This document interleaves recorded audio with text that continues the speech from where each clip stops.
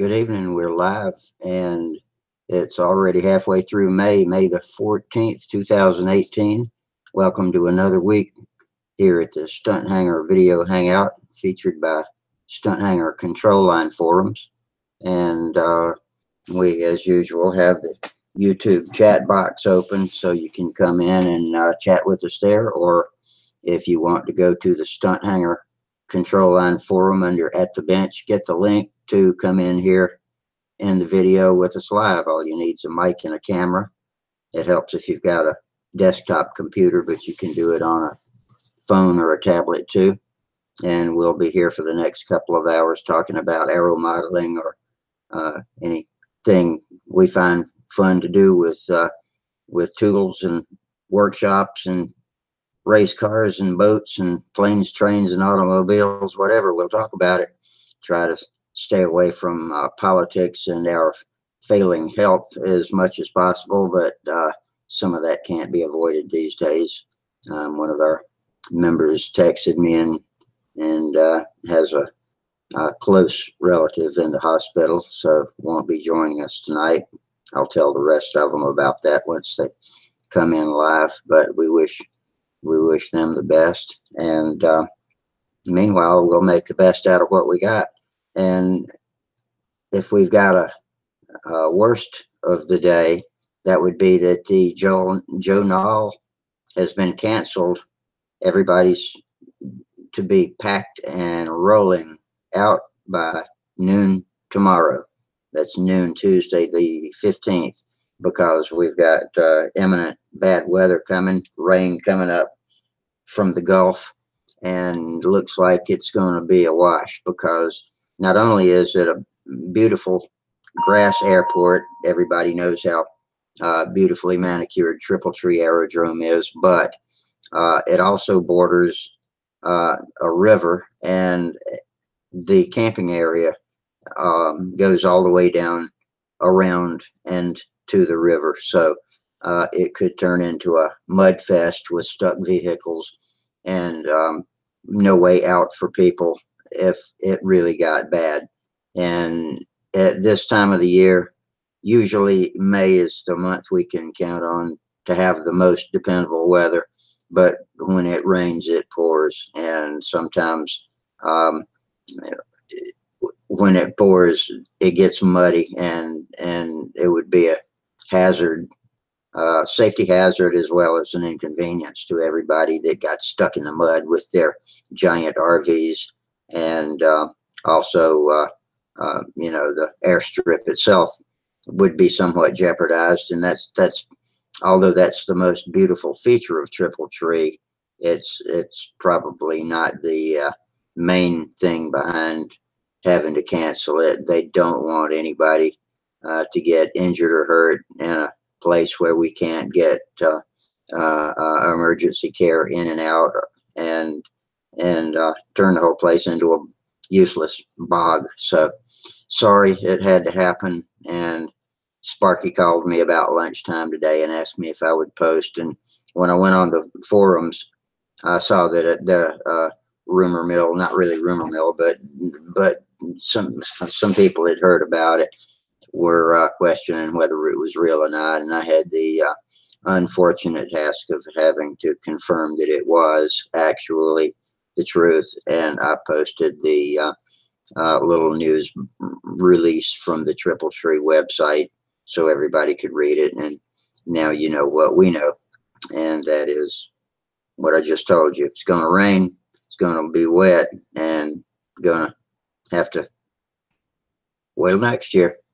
And I was looking forward to this weekend. Thursday, I was going down for the stunt clinic and the judging clinic. And then Saturday, I was going to the stunt contest, which is one of the ones for the past 3, I think, years. Maybe it's 4 now, but that I've participated in and look forward to every year. It's a day trip for me. And so you can ride up and fly, hang out, and drive home, get home before dark. And it's a nice place to go and a really fun place to be. And so I miss that. That's one of the things that highlights my control line years, being able to go to Triple Tree. And I know Joe Knoll, for a lot of people, it's the highlight of their year too. We have people from all over the world that come.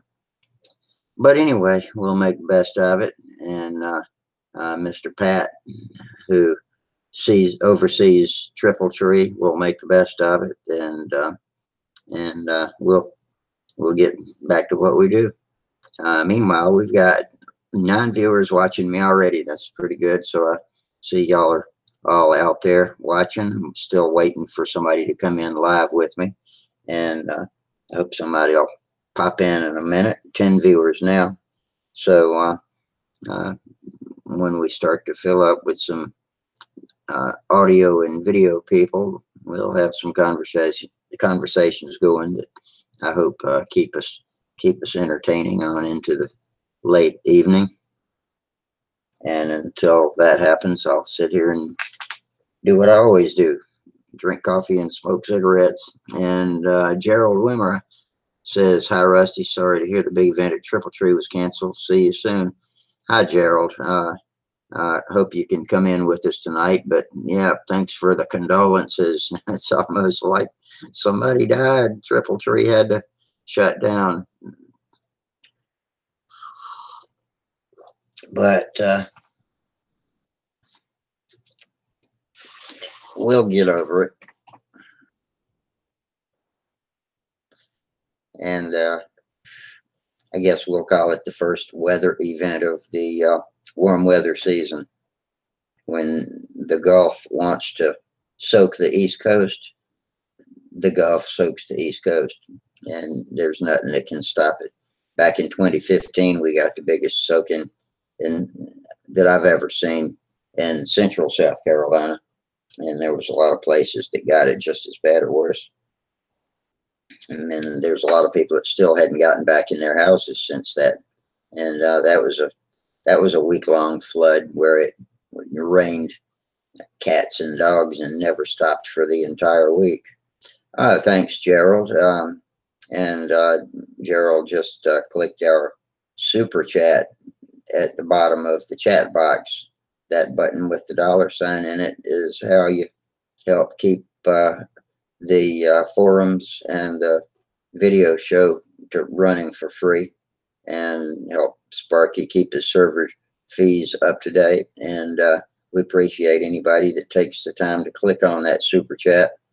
And these videos are monetized, meaning they've got commercials in them if you ever go back and watch the reruns.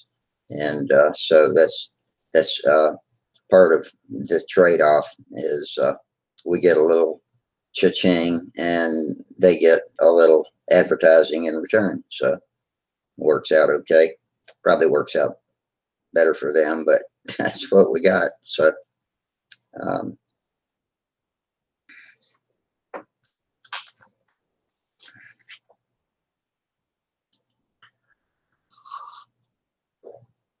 when I heard it was going to rain, I always worry about my shop because it's old and the cinder blocks that underpin it are kind of leaky. And I think the water just passes through them just from wicking through. It's not like it's got holes in it or anything, but just capillary action, and water comes in and it'll eventually pool up on the floor. And sometimes I'll vacuum as much as 14 or 15 gallons out of the shop. So I went back there today to make sure that everything that counted was off the floor. I don't like to leave anything on the floor that can soak up water. And it's pretty well organized, except always get one wrench in the works. And that was that today's wrench in the works was that my little dorm fridge where I keep my Cokes and crackers and glue had swollen up, ice in the freezer so thick that it pushed the door open and started melting. So I had to unplug it and drag it out where it can finish melting, and hopefully not get rained on too bad. I don't think that'll hurt it anyway. But so that made a short chore turn into a long chore. But everything always snowballs. Ain't that the way it usually works? Good evening, Gerald. How are you tonight? Honestly, We're pretty good up here. Just mourning the closing of the Joe Knoll early. That was a shame that had to happen, but I think they probably made the right decision. Did they get through most? What'd you say? Did they get through most of the program? I couldn't understand what you were saying. Oh, sorry. Did they get through most of the program at Joe Knoll? Well, let's see. It started. No, it had Tuesday, Wednesday, Thursday, Friday, and Saturday yet to come, and so it starts on a Saturday and ends on a Saturday after the control line stunt contest. And that control line area is kind of separate from the RC, so it's not the main focus of the whole Joe Knoll, which is mostly remote control planes and jets, and every type of thing, carrier, jets, and everything. And so we still had, as far as control line goes, which is what our little group cares about the most. We were going to have a judging clinic on Thursday and a stunt camp on Thursday. And then I think world champion from last year, David Fitzgerald, was going to come and be one of the experts teaching the stunt camp, along with several other people whose names you know from Stunthangar, Randy Smith and Tom Dixon, and all the guys, either experts in flying or experts in building, or people who are vendors, were going to be there. And so we're missing all that, and that contest is one that I really look forward to, because I like that it's a day trip for me. I can drive up there in an hour and a half. I can fly in the contest and then hang around all day and come home and get home before dark, and it's just a nice little trip to a beautiful place. So that's basically what we're missing. And Joe Knoll itself is just wall to wall RC all day and all night. It never stops, 24 hours around the clock. And at night they're all lit up with LEDs and flying. And it's something that I have yet to see. I've never stayed all night up there, so I'd like to do that sometime. Maybe drive up on a Wednesday night and stay because I have all days on Thursdays free. I don't have to go to any dialysis or any of that kind of junk. So that would be a good time for me to do it. But yeah, maybe next year.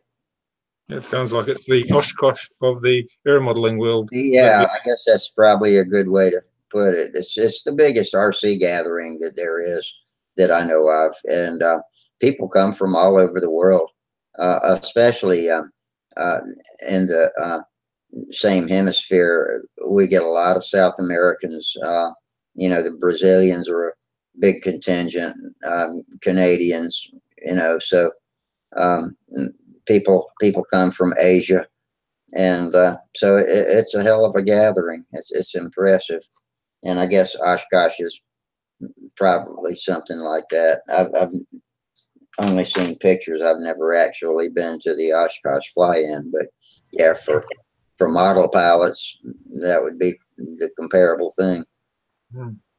Yeah, I've heard about it, and I know Sparky was going to go and test out his Osmo there. He was looking forward to that as his new camera.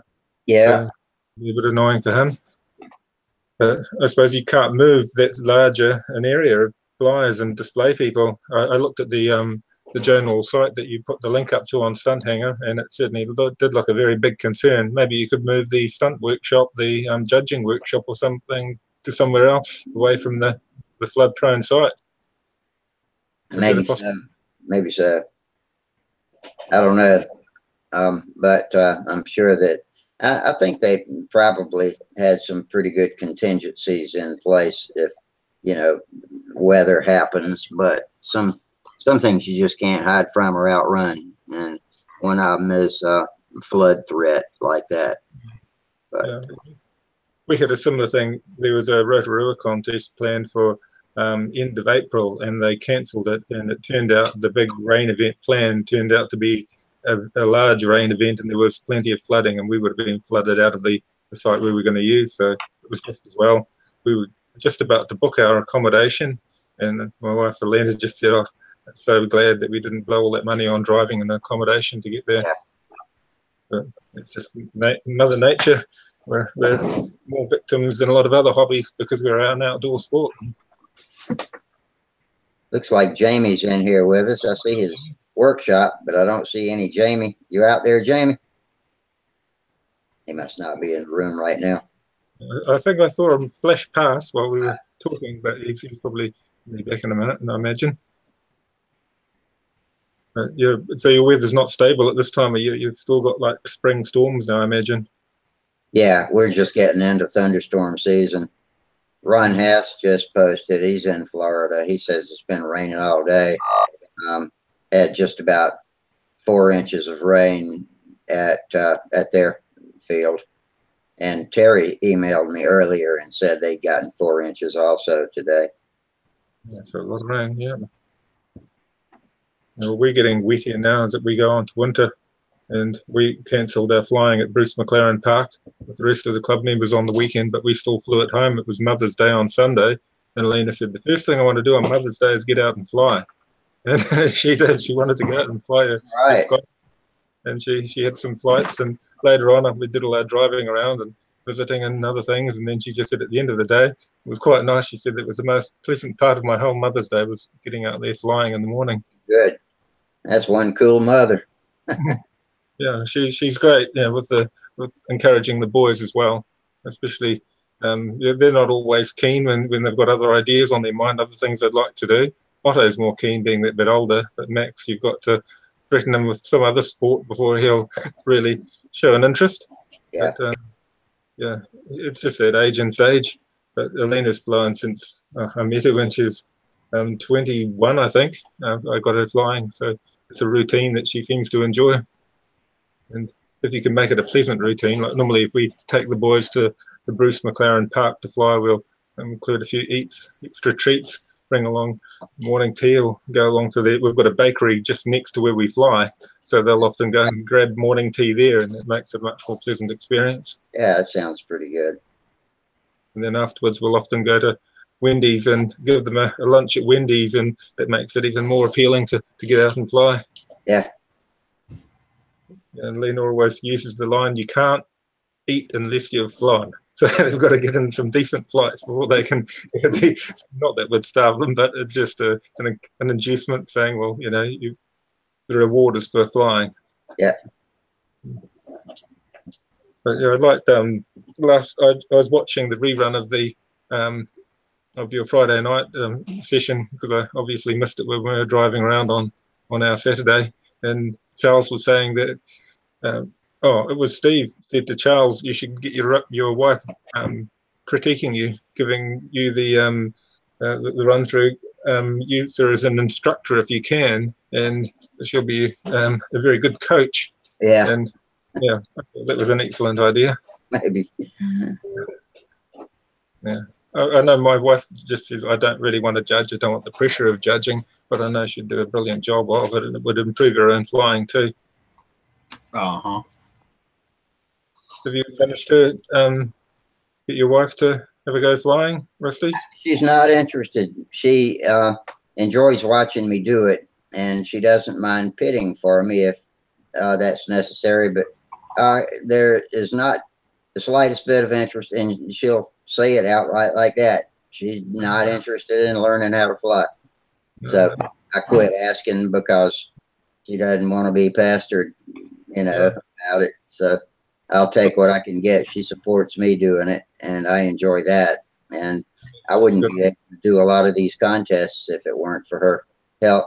And she works at the contest too. She tabulates.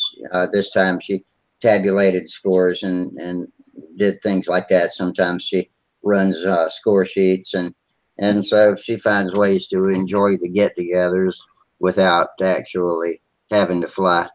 And So Well, I am a little bit surprised because she's so mechanically inclined.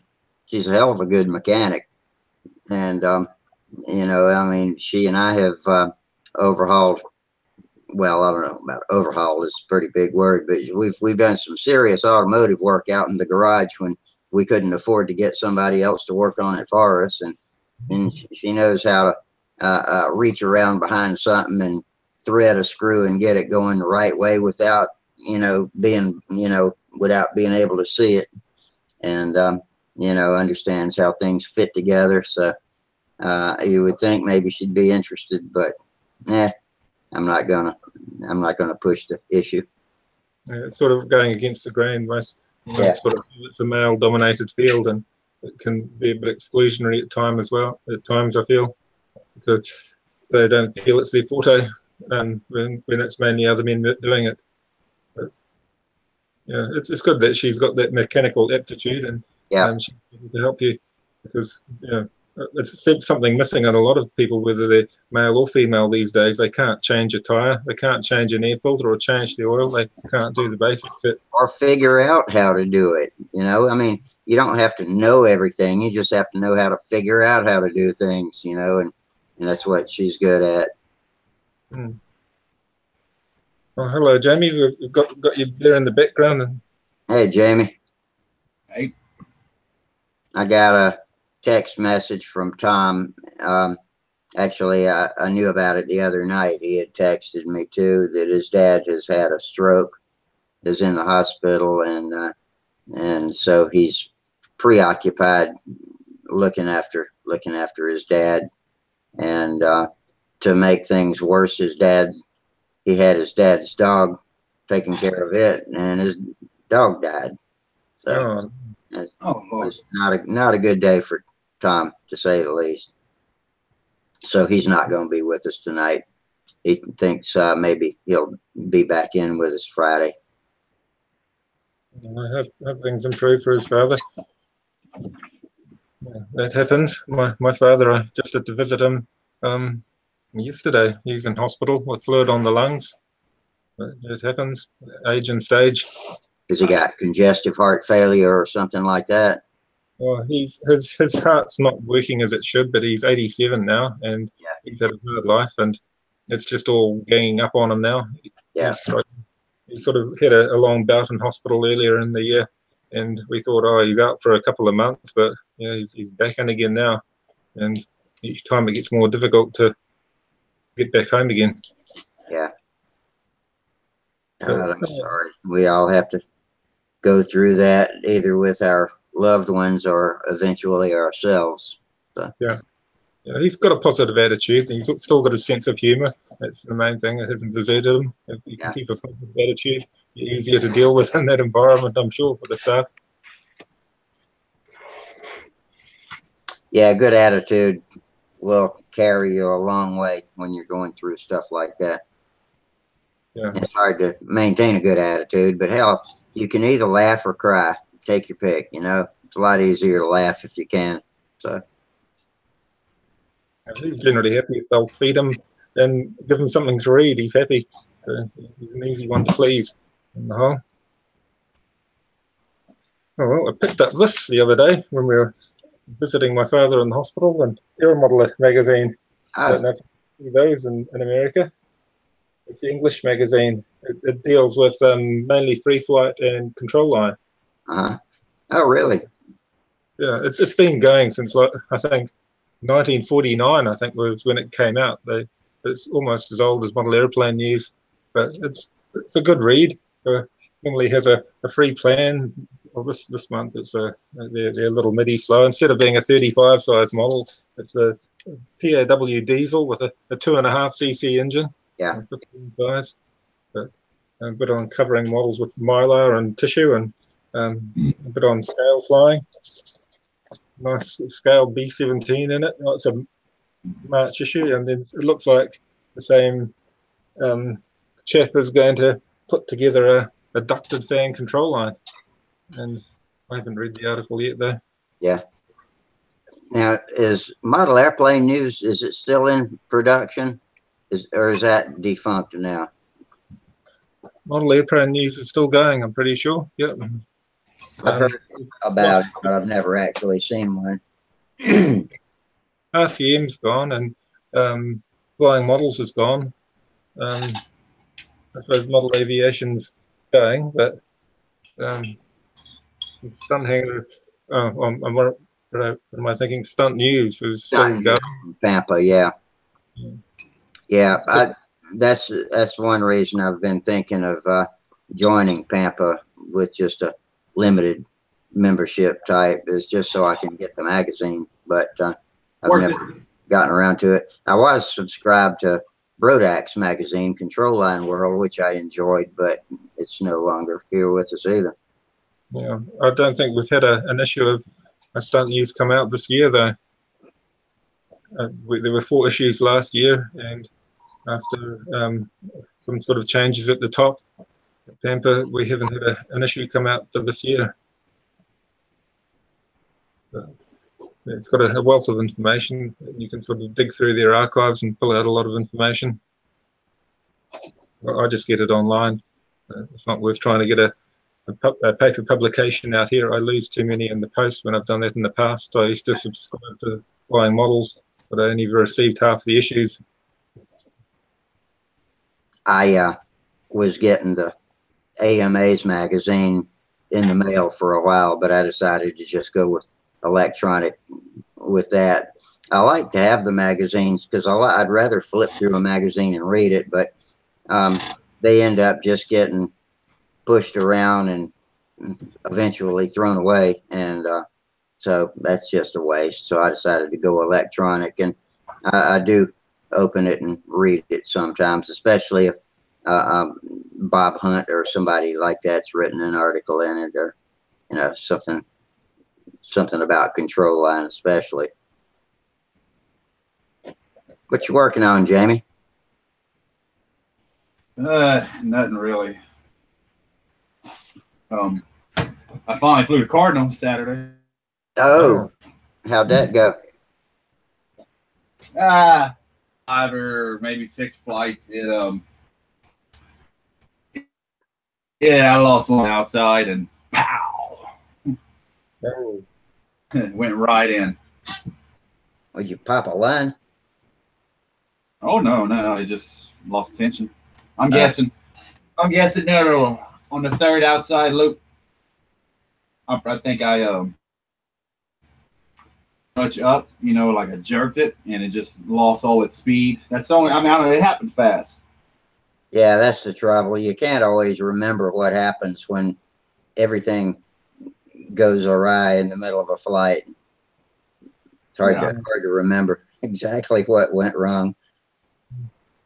I usually manage to make up something that sounds good, but I'm not always sure I'm right about it. And that's the thing. I don't know if I actually lost it. I don't know. I don't know what the hell happened. I do know this. It went straight in with that 46 Truman. It out of the mounting bolts on the engine, one disappeared. It bent one and it broke another. The spinner stayed intact, which I don't know where it's at. I think I took it off. Yeah, I did.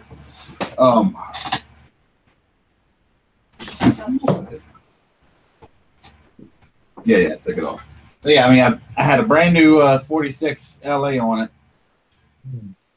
and I broke my brand new PA needle. Oh, snapped it clean. So I don't know if Randy sells just the needles by themselves. But anywho, I wasn't there. I know I lost tension because I was running backwards when it hit. And I was still running because my hand was dragging the plane. Went straight in. The rudder disintegrated. The flap broke loose of the horn right here.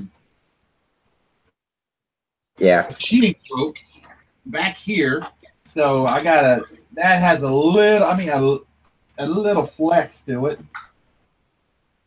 Remember, then the doubler right here kind of cracked loose, and that's it. Well, I think you can salvage that. Yeah. Oh yeah, I mean it's still. How much fly? So you got a bunch of flying on it before that happened. Is that what you said? You got a few Yeah, flights. I got like 4, 5, 6 flights. Oh well, that's good. So, what was your impression of it? That's the first. Is that the first time you've flown a Cardinal? It sucks. It's terrible. It ain't the Cardinal that's terrible. It's this Cardinal that's terrible. What biggest issue so far, and what we think may have played a part in it, because I would do some loops and it'd be nice and smooth, and other ones, I got it full back. I mean, like as far as I can crank back, and it's making a big wide loop. So what would that, what would that key in your thought? That flap was already coming loose. That flap horn might have been already coming loose. What do you think? Look at that shot. You can't. This little tiny 3/32 rod they have as a push rod on. Yeah, well, it builds up relatively. If you're doing a consecutive loops, it'll tend to run wider if the controls are deflecting. If you've got movement there or flexing. It was. I mean, this thing I could barely even grab this and it flexes. And what they did, whoever built this, a buddy of mine gave it to me. So I don't know who actually built it. The push rod guide right here. They used a freaking a bracket for a fuel tank that you solder on. So you have a big long gap. So we glued two, to kind of close that gap. I mean, it's all, we're at the field. We ain't got everything. But I mean, even landing gear is still intact. Yeah. And the engine was like push forward. The tank hit so hard. It hit you see them two dents? Yeah, that's the muffler bolts, isn't it? Yeah, that happens. Yep. All right, I'm going to show you right quick how much this tank flew forward. All right. You see that gap? Let's see if you can see it. You see that gap right there in between the engine and the tank? Yeah, that's pretty good. Where the tank is, that's where it was mounted. Where the engines are, that's where the mounting holes are. Yeah. Actually, let me go forward because there's part of the bolt that broke. That far. That's how much the tank flew forward and hit the back of the engine. Yeah. You know what? On I don't do it so much anymore, but on my first profile planes that I built, I would glue a 1/8 inch thick piece of balsa to the front of the tank, shaped like the tank, and then coat it with epoxy. And that way, if it slid forward and hit the engine, it would just dent the wood instead of bending the metal. Yeah. Because often it splits the tank and you've got to repair the tank. So I'd always check them after that. Yeah, which the tank is still good.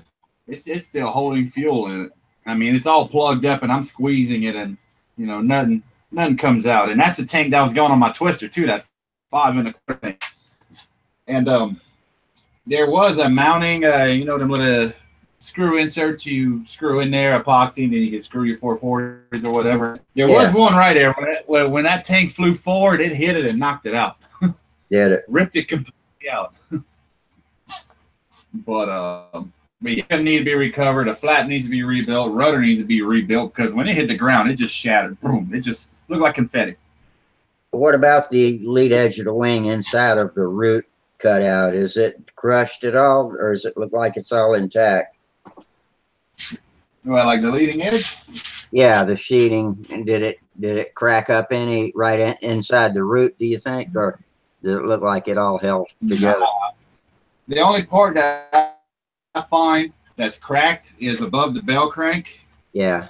And back here, it's cracked right here to the so really all in the same area is where it's cracked at. I mean, other than that, it's solid. Yeah, I think you still got a good plane there.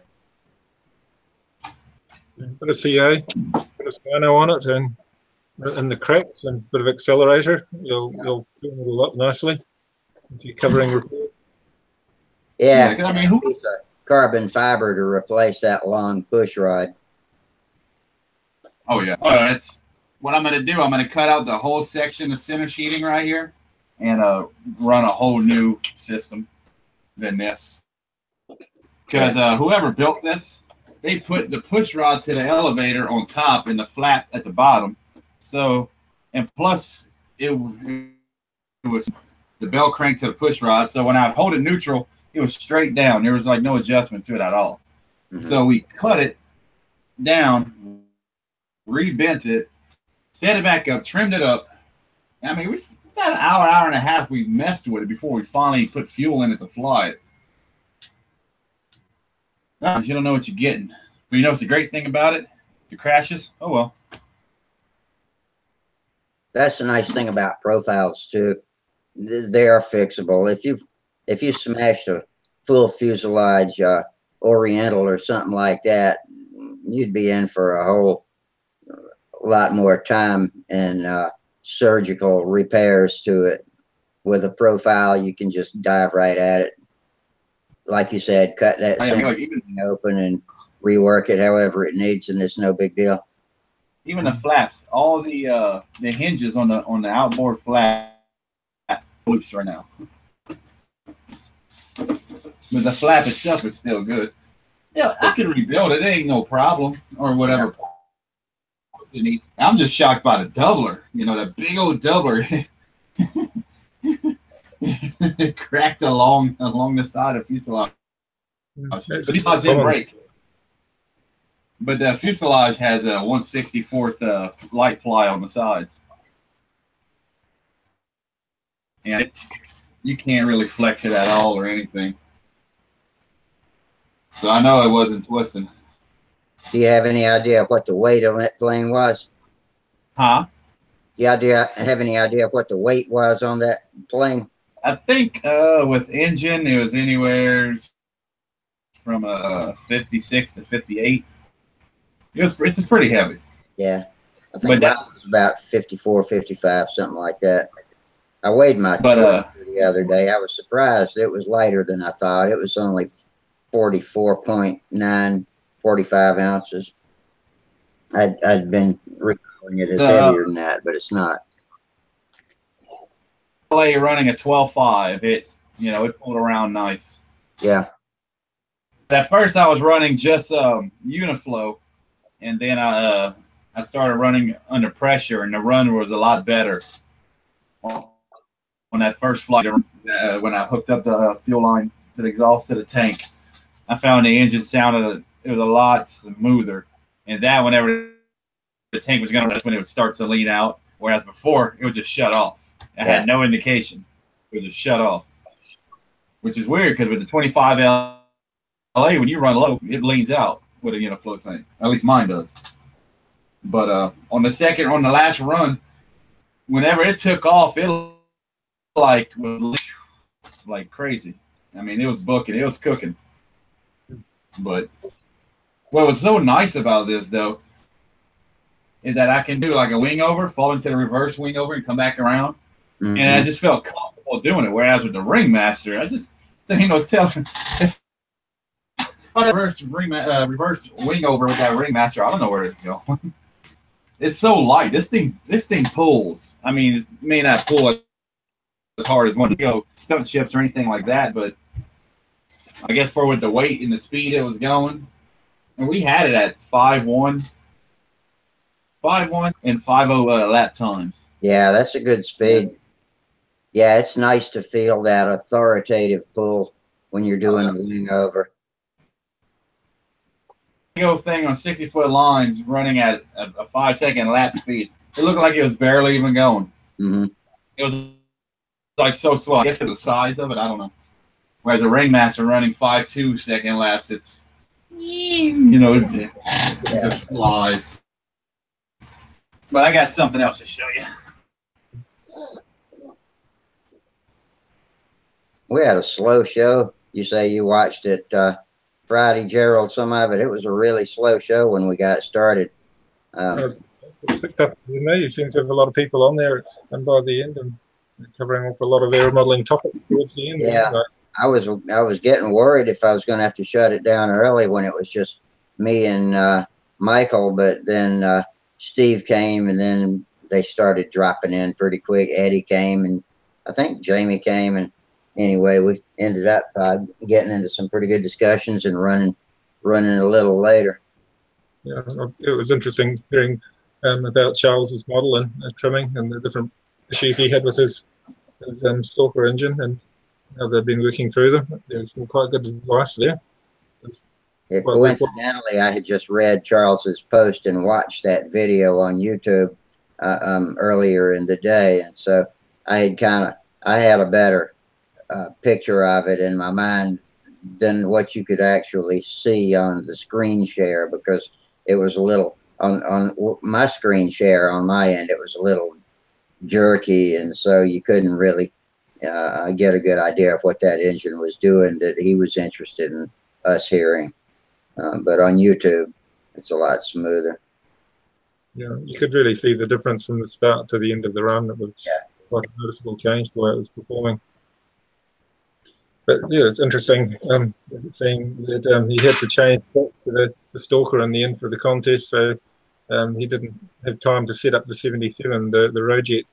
But it's just that thing, it's so much trimming whenever you start a new project. Yeah. Flying, they don't fly off the board untrimmed. You have to do something. Charles is a guy too. He's extremely intense about making sure he's got everything perfectly right, and that's good. I tend to use that looks or that sounds good enough theory of operation, and that's not always the path to a perfect pattern either. And that camp as well. I'm a rough enough is good enough sort. Yeah. It flies a pattern, and I'm happy with it. Well, I don't really care too much. Yeah. I guess that's what separates. Well, what'd you say, Jim? I got paint on the primary forks. Oh, all right. It was in primer on Now Friday. Have y'all seen it on I know Rusty, I know you seen it Friday when I started doing the shadowing. Excuse me. Yeah. Did you see it on Stunthangar? I did. Okay, so you seen it on the whatever post it is. What did you do today? Doing the shop today? Yeah, what you do in your shop today? Yeah, that's where I saw it. Yeah, I saw it there too. I had a look. All right, let's see here. That's about the only thread I've taken the time to look at lately. All right, I'm gonna screen share right quick so the ones who's actually possibly watching can see where I was at with it. Okay. So I would appreciating leading edge right here by the ribs, you know, all the good stuff. I added something here by the back of the rudder. Yeah. And that's where I was at. I want to say, when did I post this? I don't even know. Yesterday, around 4. Okay. Yeah. You know, and so I was going for a just like like a generic Stuka look, pretty much. You know, something quick and easy. Yeah. You know, it's a beater plane. It ain't gonna be nothing nice. I got holes in the wing. I got to patch up after the. You can see this looks like a gray. It's actually a light blue.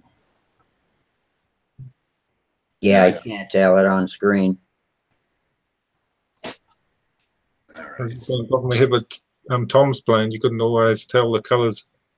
Yeah. I got in my 2K clear today, and I already got a coat of it on. Oh, yeah, I can see it gleaming. Right. That's only one coat. I'm going to add one more coat tomorrow because the coat on here, although it's, you know, it's kind of thick and whatnot, and you can feel the thickness of it, it's not exactly smooth, so to say. But the problem is, neither is the covering. You know, it wasn't sanded all down. You can see everywhere where I put super fill and everything. You finish and your paint brings it all out. No doubt. I added some more detail this afternoon before I laid the clear coat. I don't know if y'all can see it. Yeah, look. We got right here. under the wing right here. Oh, yeah. So, yeah, I'm going to show you why I did that. But I can say that 2K clear stuff, I ordered it Thursday night off of eBay, and I got here today. Is that urethane or epoxy? I don't know. It's 2-part automotive. That's all I know. Okay. Might be. I think that's probably urethane. I know one thing. I like it. I don't like the shelf life it has. I think it's about as fuel-proof as you can get. 65%. Oh, man. And, I mean, like I said, I painted all this with some model paint stuff I already had. I had to, let me put it to you this way. And in fact, I'm going to weigh it right now because I have not weighed it yet. Now, the other day, it weighed in, I think, at 26 ounces as it was, as I got it. Right now.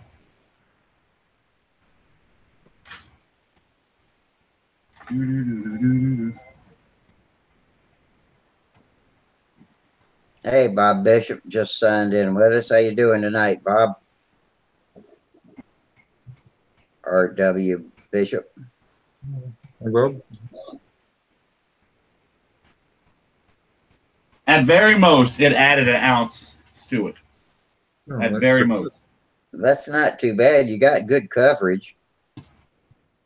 Looks like. It's in like after you had closed down the Hangout Friday, me and Steve stayed on a little while. BS and the bottles that I'm using, they're only 1/3 of an ounce. All right. So, field blue, because the top wing is field blue, which looks great. I used 2 bottles that I had, bought another, but one of the bottles I already had was halfway gone. So he said 2.5 bottles just to do the top wing and the fuselage and the elevator rudder. And I went and get another bottle of the light blue, which I already had one halfway done. So 1.5 bottles to do the under the wing and elevator. Yeah. Then just a little bit of yellow right there. So, and I thinned it all. So I might have cut it down, but instead of weight, even though I used more than an ounce of paint. Yeah. That's very good. I mean, I don't know if that makes any sense, but that's what it did. Hi, Charles. Hey, Rusty. How you doing tonight, bud? Doing well. Can you hear me? I'm on my phone. Yeah, so far so good. All right, great. I heard that. I'll tell you what I told everybody else. Tom Creasy texted me today, and his dad's had a stroke and in the hospital, and so he won't be joining us tonight because he's preoccupied looking after all of that, and absolutely wish them the best. And to add insult to injury, his dad's dog died while he was staying with Tom. So I don't know if it was an old feeble dog and missing its master or if something unexpected happened. He didn't say. And that's usually how it goes too. Kind of like a say like a married couple of years, one go, and a few months later the other one will go. That's how my grandparents went. Yeah. Like the best example I could give of that is like John Ash and June Carter. I think Johnny died and then she died, or she died and he died. I can't remember which way. Oh, I didn't remember that. No, if I could find that stupid crap.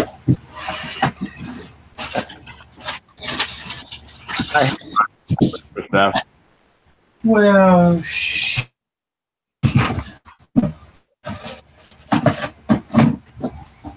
yeah, sometimes I'm so impatient, I'll just go to the store and buy a new one. There it is. This one's a special. I say special. All right. Prop is gonna fly. It's gonna be on this plane, but Yeah, they got it because it looks cool. Have you been watching us for a few minutes before you came in, Charles, or did you just pop in? I just popped in, so I don't know what was going on prior to me popping in. Jamie was showing us his primary force that he had started painting the shadows on the ribs and all the other night while we were on here, and then he put some clear on it today. It's looking pretty good. Oh, very cool. Yeah, I saw it last week. It was looking pretty good. Yeah, it's brought out the color. It looks quite amazing now. I tell you what, Yeah, as far as I'm concerned, I'm never going to paint a plane with dope. I mean, if it's this easy, I'm never going to shoot a plane with dope. You know. Well, I don't generally use dope, except when I had to repair my old Fairy Firefly. I built it 20 years ago, and I used coloured dope for the finish. And because it's electric, it was easy enough to pop up. There was no clear on it, so it was an easy repair. But I can't buy coloured dope easily anymore anyway. So right. I'll carry on using the what do you call it? The acrylic enamel and 2-pack clear over the top. That's worked well for me and my boys. Let me see. I wonder because I could feel like a little bumps. I wonder if I sand it down and then shoot it again, it'll come out, pretty smooth. Or should I just shoot it again and it'll add that extra layer?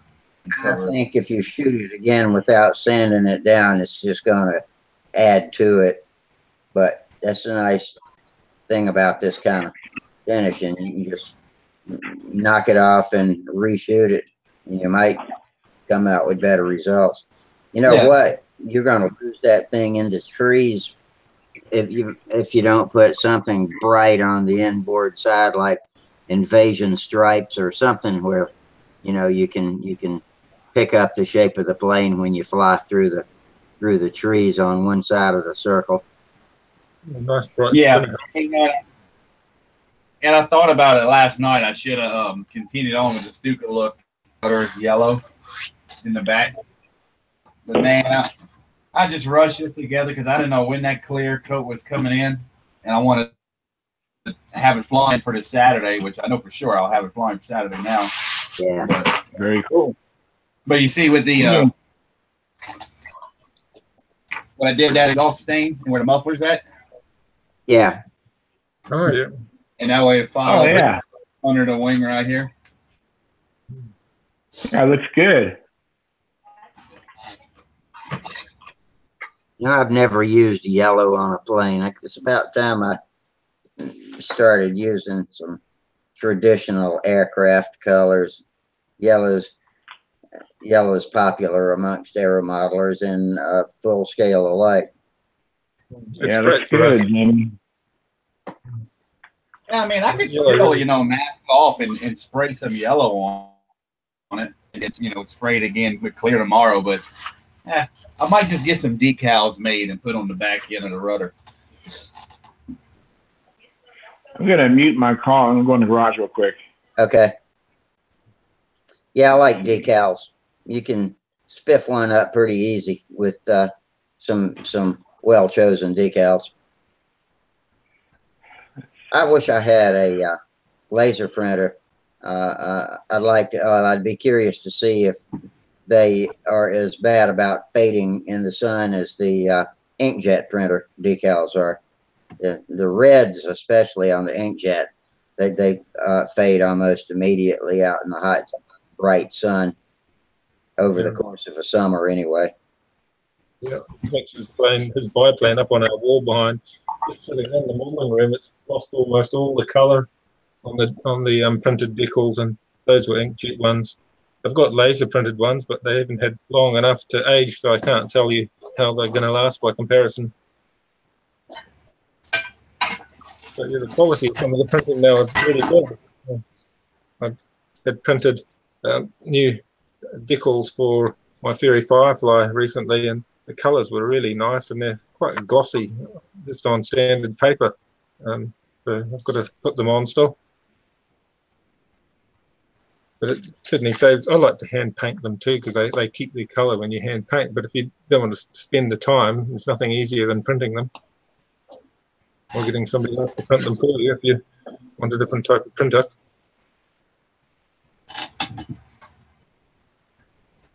I tell you what, man, I spent 4 hours yesterday. Damn thing. That's the only bad thing about using a little detail brush to do that is the time it takes to spray it if it don't cover a big area.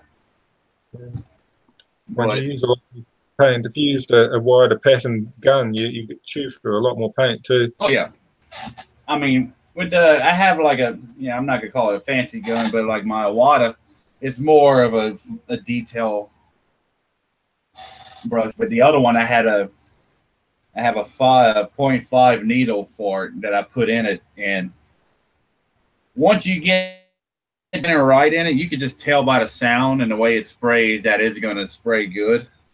And it just, I mean, night and day difference with them guns, and it cut down the time once I put that gun on.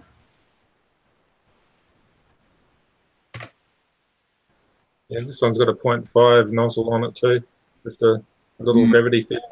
That's quite good for general model work. But I've got a larger touch-up gun that I have in the garage, and if it's a bigger model, I use the larger touch-up gun just for speed, and it'll carry a heavier paint. By 0.5, is that how many millimeters the orifice is? It'll be this, yeah. Yeah, a really big gun might be 1.5 or 2 millimeter.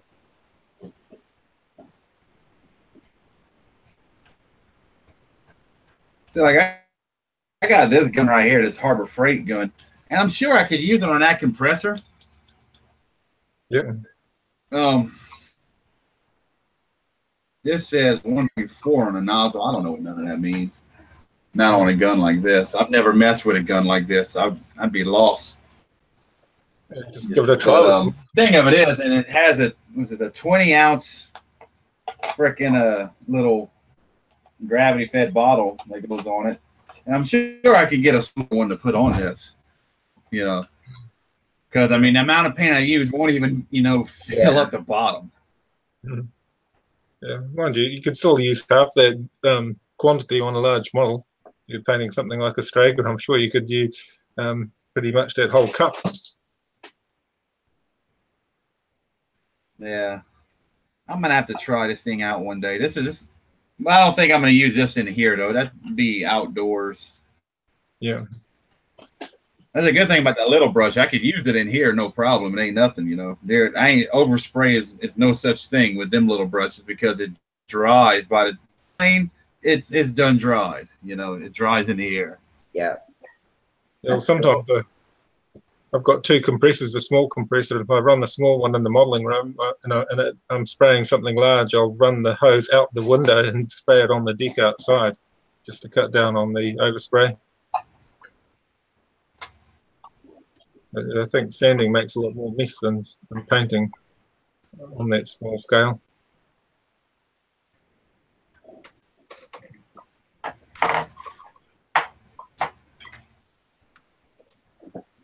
So Charles is nearly set up.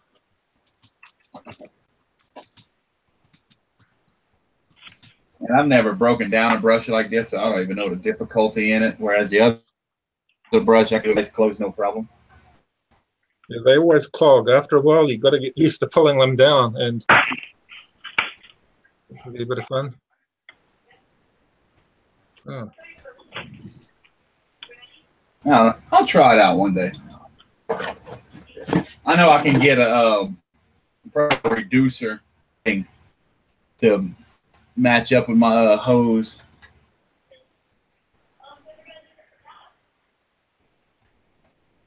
Yeah, most of the auto parts stores carry all of adapters and fittings, so you can adapt them easily. I normally use RO fitting, an older style. They're more modern high flow fittings, but you don't really need it for modeling. Yeah.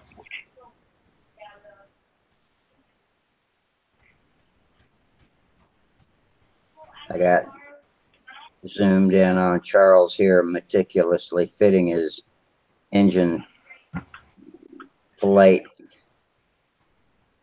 with Yeah, make another template template for this OS Max 46. Oh yeah. Yeah, LA 46. I got this trick from Terry. It works excellent. So I'm making a new crutch for this motor.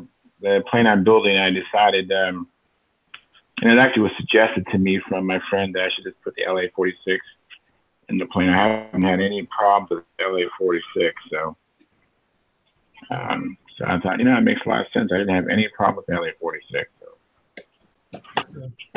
Well, I was going to put the K77 in the Pathfinder, but I was having a problem with that motor. So there's so many ways you can run a LA46. I personally like the small Venturi, the 25 size Venturi, and the 762 muffler has worked well for me. It seems better than the stack and the standard Venturis. I've never used a small.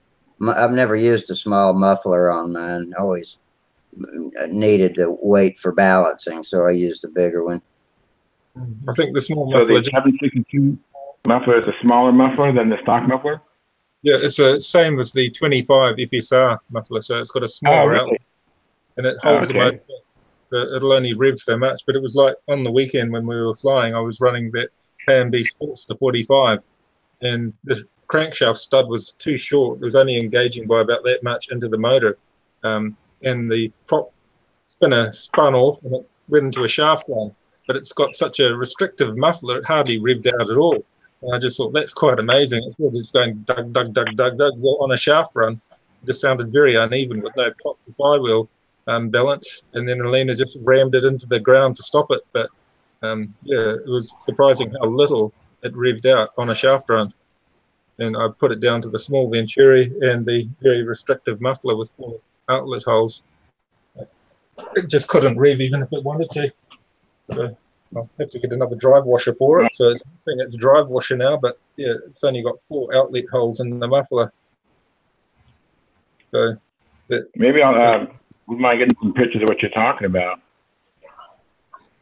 Yeah, it's just the so the stock muffler is 32 or something. Well, the K&B has quite a large outlet muffler, but running a stack on it with only 4 1/8 holes in it, when it was on a shaft run, as it had, it couldn't rev out. So there'd be no real chance of that motor running away, even a normal stunt run, because the muffler holds it back, and the small Venturi I fitted to it held it back. So it was quite an unusual effect. Normally, when you've got a motor on a shaft run, they gain like 10,000 RPM and they go just run wild and sling themselves apart.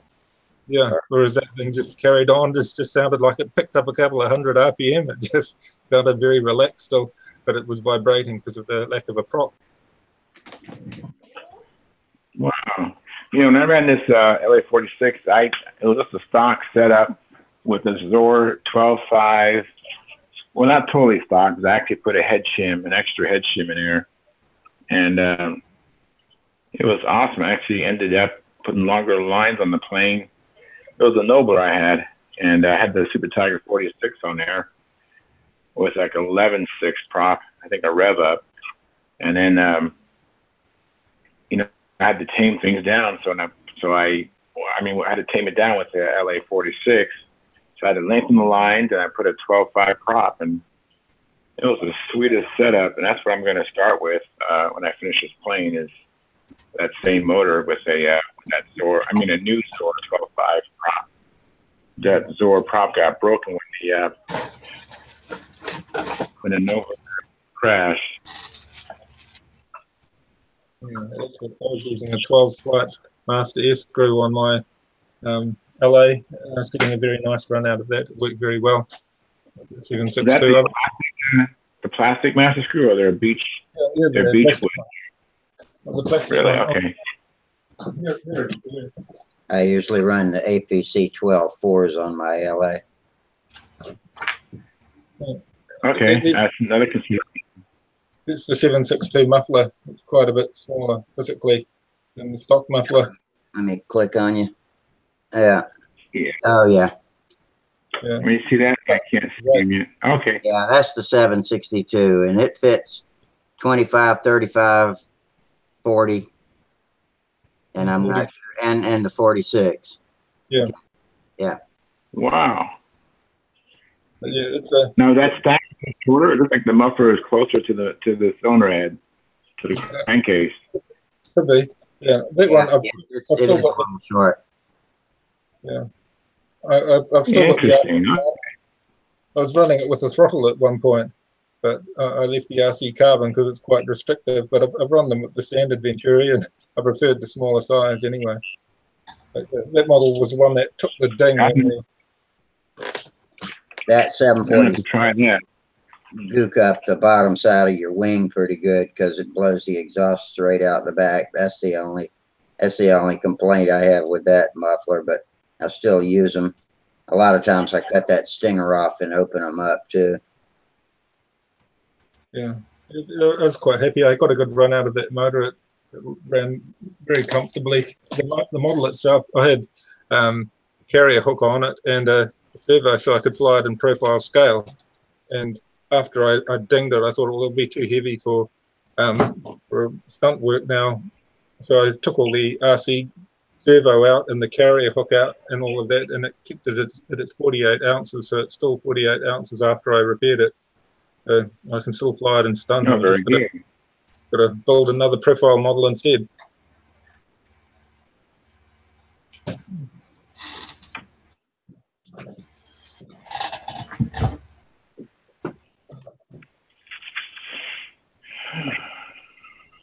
Is that just a piece of polycarbonate plastic that's out of a piece of packaging that you're using, Charles? Yeah, exactly. I got that idea from Terry. Terry, yeah. Man, it's such a great way to make templates. You know, it's so easy. I just, you know, I use a stick pin. I'm using one of those sharp pins you can get from Tom Morris kind of thing. Yeah. I'm familiar with them. They're really sharp. Start the hole, and then. Yeah, and then I took a file. A little small file, and I just go ahead and just ream the hole out. Oh, I see. I thought you were using a drill bit, but yeah, that file. I got a little set of those files. They are handy for all kinds of things. Right. Small packs of small little packs of files. Yeah. That's them. And some of the old engines used to come with a template in them. They used to come with a cardboard template for doing your engine mounting lugs. That was neat. I don't know when they stopped doing that, but it seemed a good idea. Yeah, I got a drawer full of homemade cardboard templates.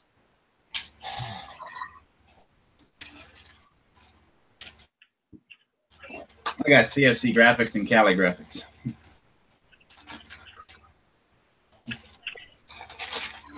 Which ain't got a lot. I looked at Cali graphics website for the other day for the first time. I was pretty impressed with that wide selection of stuff, especially for like the warbirds and whatnot. Like if I want Stuka, I could order, you know, a certain squadron, whatever with markings, and bam, have it all to do the plane. So the biggest trouble is figuring out what scale the plane is, which I would think about 1/6 scale, given it's a 40 size plane or whatever. 1/6 to 1/8 scale. Yeah, I think 1/8 would be closer normally. Yeah. I thought about going with an Avio jet again, but I just ain't decided. It'd be nice to have some markings on it to dress it up. I thought about masking and spraying my own, but that was way too much work. More work than I care to put into it. I got Houston in 2 weeks, so I ain't got time to mess around. Now in Houston, are you going to be competing in what level are you going to compete in? In beginner where I belong. Well, if you keep spanking that ass, it may promote you. Oh, this is my last contest as beginner. Okay. After this contest, I'm not flying beginner no more. I'm not last contest. How many guys were in beginner last time? None. Me. Oh, okay. Oh, you okay? So you totally spanked that ass. They tried to. They had this one guy. I guess he just started flying. Whatever. They tried to get him to participate in it. You know, just do a wing. You know, that's all you got to do. Where the hell is this? Yeah. And do you know how many were in intermediate at that same contest? in profile, I want to say 3 or 4. In PA, there was 3. Okay. Mike Makepeace and Courtney Tanner. All right. Yeah. That's kind of incentive too Yeah, to go up There's to always- intermediate to get more competition. Yeah, I mean, and that's what I told my buddy Saturday. I'm like, I hope there's at least one person in beginner over there, because I ain't got beginner's fun. Don't get me wrong, but it sucks when you ain't got nobody to fly against. Yeah, You know? It's like just let me do my one flight. And you're like, no, do you 2 flights? I just want to do one. You know, I pass. How about that? You know? I agree. I do both of them.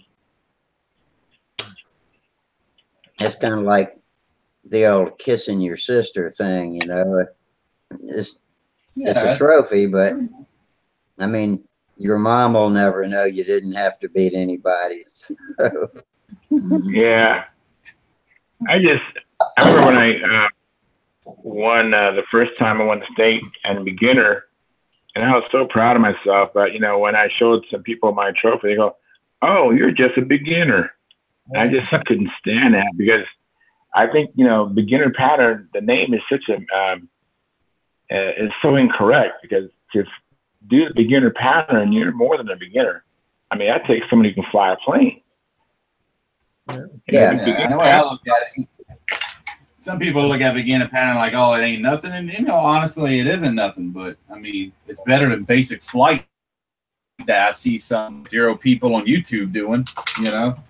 I can understand it. Yeah. Oh, yeah. Like, you know, there ain't nothing wrong with it. I'm not trying to be rude to people who do it, you know. It's better than not flying at all, period. But I just think there should be a better name for it, because it just doesn't seem to match up to the skill that it takes to fly the beginner.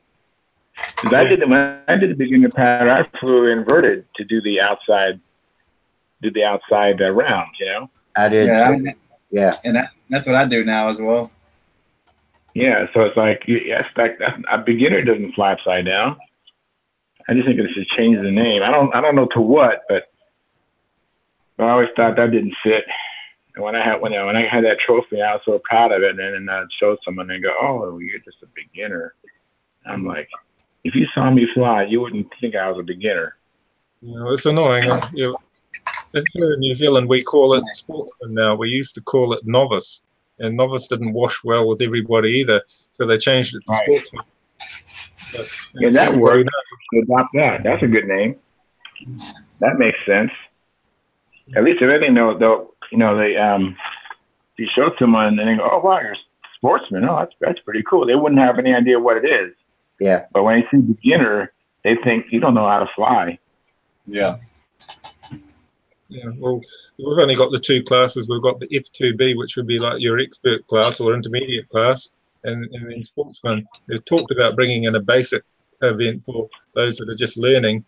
They're suggesting it, like with my sons and some of the other kids that are just learning their maneuvers, but it doesn't take them too long to get the grips with more of the maneuvers, and the sportsman's still something to aim for. Even if they can't fly all of it, they can still fly the maneuvers they're capable of, and they'll judge them on those maneuvers. So it's still practical, just to have 2 events. Otherwise, you just divide the contestants up too much, too many separate events. Yeah, we always just rely on numbers here. So we've got to do everything to try and consolidate it and try and get people to fly multiple events when they go along to a contest. Has your wife competed, Gerald? I saw the video. I know you commented back, but the other guys might not know that I saw your video of your wife flying. Yeah, she enjoys flying. I was saying to Rusty earlier that on Sunday it was Mother's Day, and the first thing she wanted to do is go out and fly. So we went out and flew, and then we did all our other things and visited family and stuff. And at the end of the day, she said, "I enjoyed the flying the most out of my Mother's Day." But she hasn't actually competed in stunt for a long time. She's flown team race as a pilot. I do the pitman's role of pitting for her, getting the diesel started, but she hasn't flown. Oh, very cool. Yeah, it's Stunt is more demanding, I suppose, in a way than team racing. Team racing, you're just flying straight and level and keeping aware of everybody else flying. Mind you, the team race pilots wouldn't like me saying that, but I find team racing not as satisfying as stunt flying. But I'm sure if she just works at it, she'll improve her confidence and work on her pattern. She could easily beat me at stunt flying. I don't fly as well as many. I'm just not the precise kind. Hey guys. Yeah, she flies good. Nice. Yeah, she flies good. Impressed. Tom Creasy just texted me back. He says, All right. he says his dad's dog was 15 years old, a dachshund. Thinks it just died of heartache. Oh man. Sad to hear that. Is that going in that Strega? This here? No, this is gonna go in. No, this couldn't pull a Strega. Well, unless you built the Strega from scratch and the best wood you could find, maybe. But no. Strega 40. This is gonna go in now. It's a 40. You've been flying with your dad lately? They asked if you've been flying with your dad lately. No. No. She said no. Samantha, bring your jacket in here. I want you to see something just a second.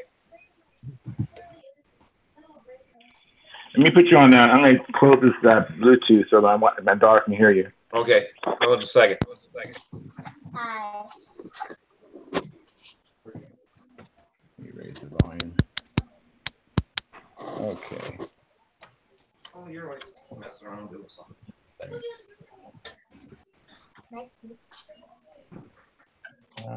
Can you guys see this? Back it up a little bit. Oh, she's got her name on the sleeve, Samantha Hines. She got her world championship jacket today. Team USA. And you can get one too. Right. That is cool. Discount on one of these days. I was going to the world championship, and that's her jacket. How old is she? Steve, I want her discount. My daughter asked her, how old is she? She's 17. How old is she? She's 17. Samantha's 17. She looks. When did she start? She started when she was 11. 11. Yeah, you're gonna Okay, in 8 days, Dad. Then she's I'll gonna be 11 flying. in 8 days. 8 days, then I'll. Well, actually, she flew her first flight when she was 10, but that was she did just level laps, and then the next spring that's when she really started flying. But she was she flew her first solo, I guess, when she was 10 years old. And then we got her a better airplane, and she started doing loops, and yeah. You can beat the boys. She used to really like beating all the boys at these contests. Yeah, I bet she did. And you get to hang out with your dad. Yeah, you get to hang out with your dad. Dad, guess what this Ray said? What? Wouldn't it be cool if when I'm 16, I work with Dad at Staples? Oh, yeah. That would be cool for Dad. More like me doing that. Yeah, so.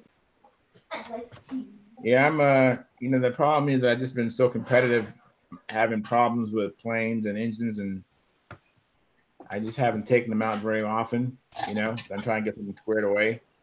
Yeah. But hopefully this summer around, well, we'll see. I'm working on this Pathfinder for the state championship, so we'll see. It's probably gonna be the same thing as always. I'm always trying to get ready for a contest.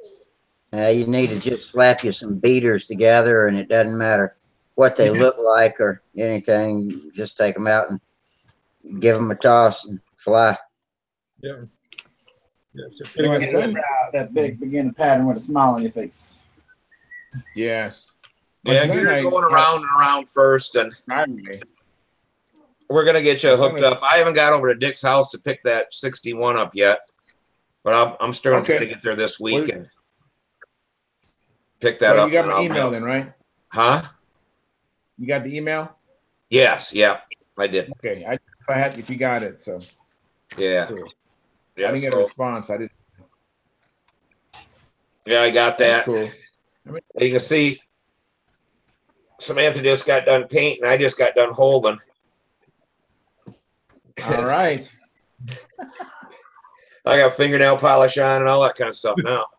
Yeah. Oh, that's Super cute. dad. Don't paint your model pink. Is your hat World Championship hat too? Yeah, that's All mine. right. I got that in a t-shirt. Oh, that is. How about that? She got her jacket. Oh, that is cool. She has a really nice polo shirt. It fits her really good, and it looks real good on her. But she's all ready for bed, so that's why she's not showing everybody. I just brought it out. She says I call her and ask her to do stuff at the worst times. Yeah, that's what dads do. What? We call What them do you- after you think at the worst time, right? Especially when we're on our phone or something. Yeah. Are you making yourself up something for your for the crotch? Yes, I'm making a template. Oh, okay. So so here's the motor, obviously, and then this is the template with the holes that are perfect. I got this trick from Terry Forbes. Oh, okay. You ever use that dead center tool from Great Plains? I've always wondered how well that works. It works Yeah, great. I've used it. I wasn't really. I thought it would make it so that it would be dead on, and I'd get all 4 holes straight and perpendicular in the right spot. But no, I usually would get 3 of them right, but 1 would be off. And this has been the best system I've ever used. Oh, okay. This works. I got one hole too close on my Cardinal. Really irritated me that I did that. Yeah, if you don't have all 4 holes perpendicular and in the right spot, it's a little bit of a pain, Well, it is. I mean, I got used to doing it when we flew. RC pattern, and we used a metal mount, and then it was drilled and tapped. Them got to be perfect. Oh, yeah. So I always take and tack my motor like to the crutch, and I put it in the airplane first. So if I'm trying to get a little offset, whatever, and then I'll tack it in place, and then drill that out. But you tack the motor onto the engine mount. Yep. And then right? use the dead center. And then usually, because you got to have the hole drilled bigger than what the blind nut is, it gives you just a little bit of play, and then draw the blind nut to place. And then I glue my blind nuts in place. Then I put the top block on and.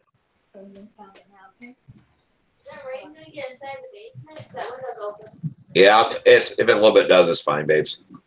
I'll go shut it. I got to clean up the spray gun and everything.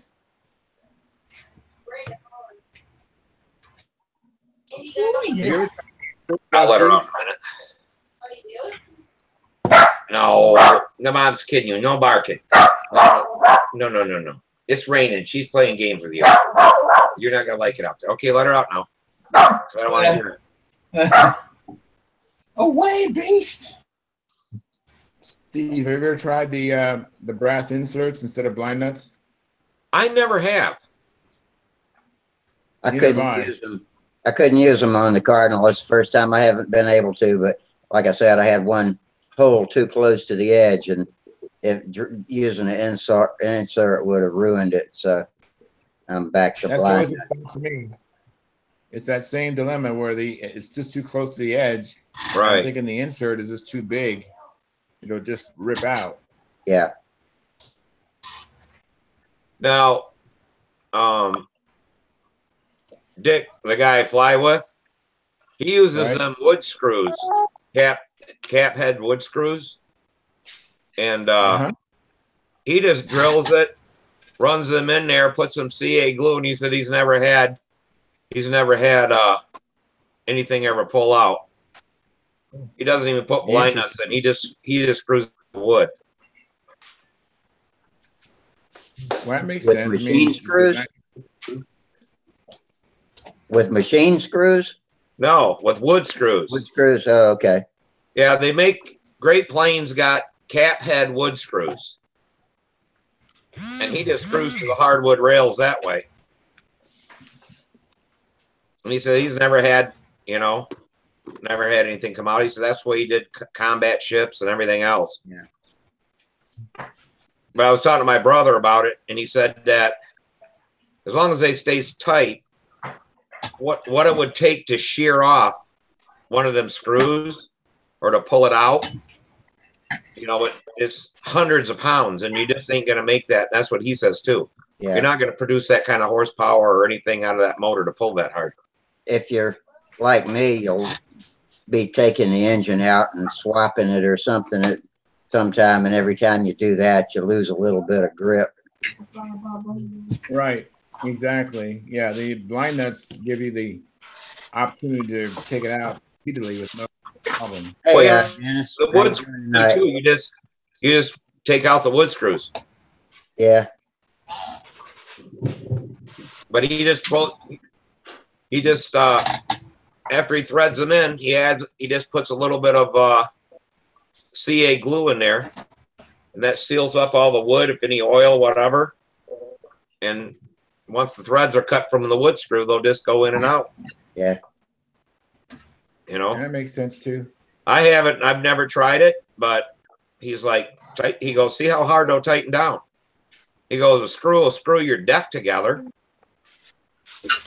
You know, and you don't, if you lean up against the handrail or whatever, you don't go falling off, you know, onto the ground. With any luck at all, yeah.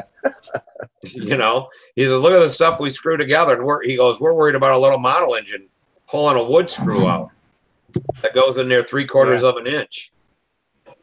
He had something about how much pressure it'll hold. It was crazy amount. I think the fact that it's glued in probably is the difference here. In the past, I didn't use lock nuts, or I just used spring washers, and they always vibrated loose. So I know them all, and that would work pretty good, and probably to undo them, and then it got difficult. But that system of gluing it on, I imagine it's the glue that's really holding it, and there's all that contact area on the thread of the wood screw. I'm sure that's doing the job. So I know with a lot of free-flight models or radio models, they mount them on a ply plate. You put your motor on with your 4 bolts or whatever, and then the ply plate was screwed on to the exterior frames of the model with wood screws, and they didn't come out either. Yeah. So, same thing. Well, yeah, he's even did a deal to where he's mounted it to a piece of aluminum, like aluminum pads, and he chamfers the back sides and then puts in the flat screw so everything's flat. And then if he wants to change out motors, he just cut, you know, drills the pads and then wood screws the pads on there. He does it that way too. Excuse me. Hey, Dennis, how you doing tonight? I'm doing fantastic. Good. Hey, Dennis. Hey, Tom. Good. Hey, anyone hear anything from Tom? Yes. I had told everybody about it earlier. His dad's still in the hospital after having a stroke. And to add insult to injury, today his dad's dog died. Well, 15-year-old Dachshund. And he says he thinks his dad's dog died from heartache. Yeah. From missing his dad. His dad not doing too good though. I wonder if he probably canceled going there to Ohio for the Memphis Belle thing. No, he's staying with Trax. Because that's what, Thursday, I think. Yeah. He's staying with Jeff Traxler. Oh, okay. Let's see, I got my text right here. Let me reread it.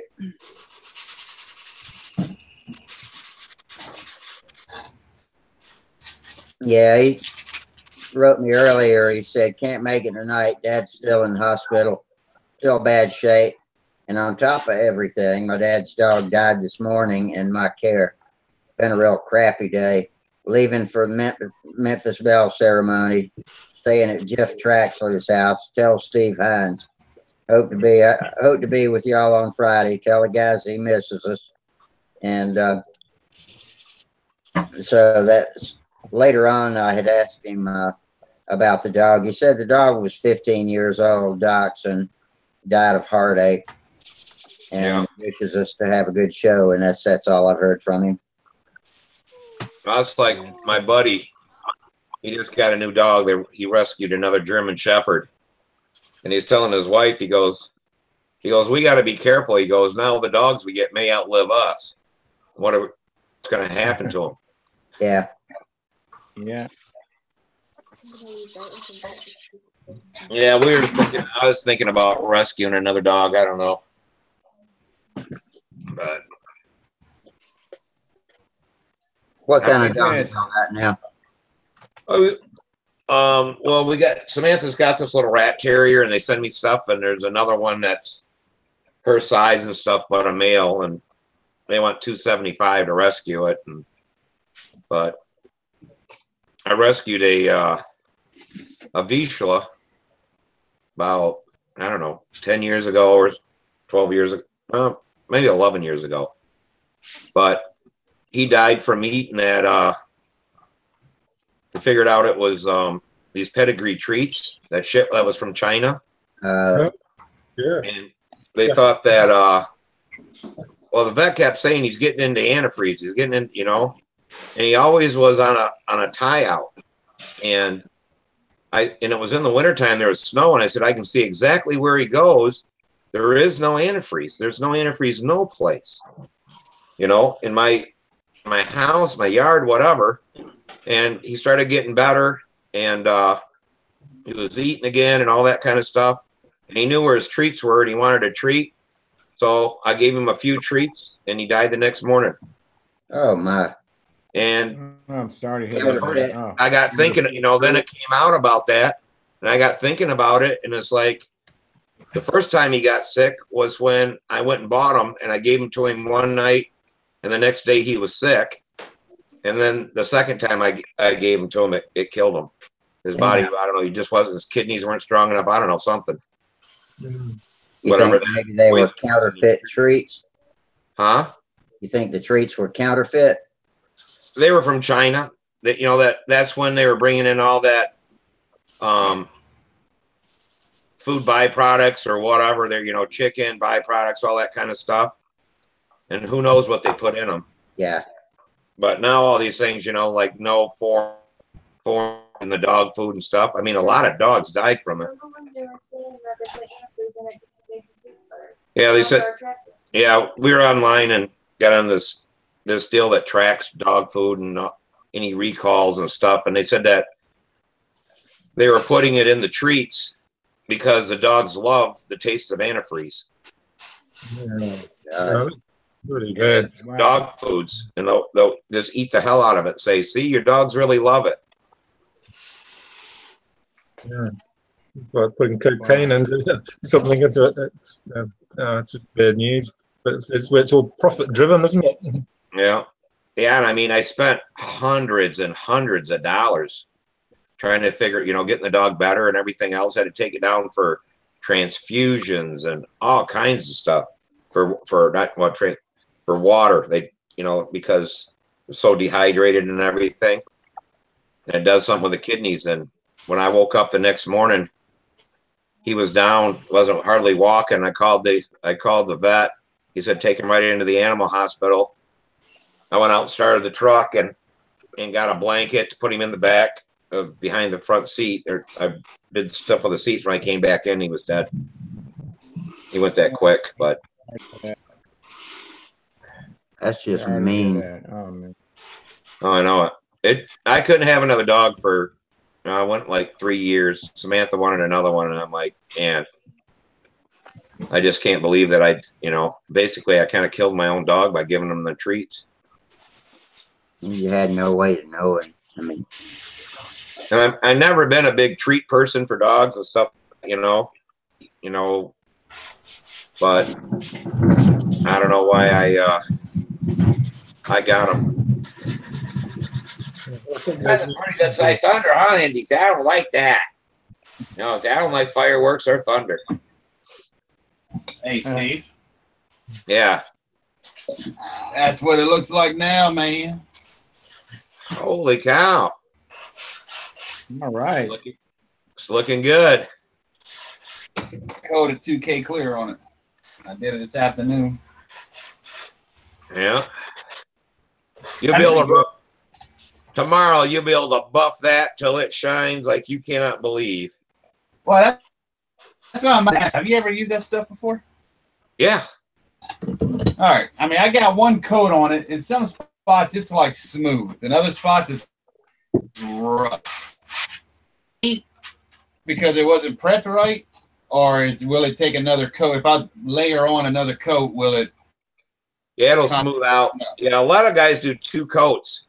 One rough coat and then another coat on top of that. But I heard that even if it's rough, you can buff it right out.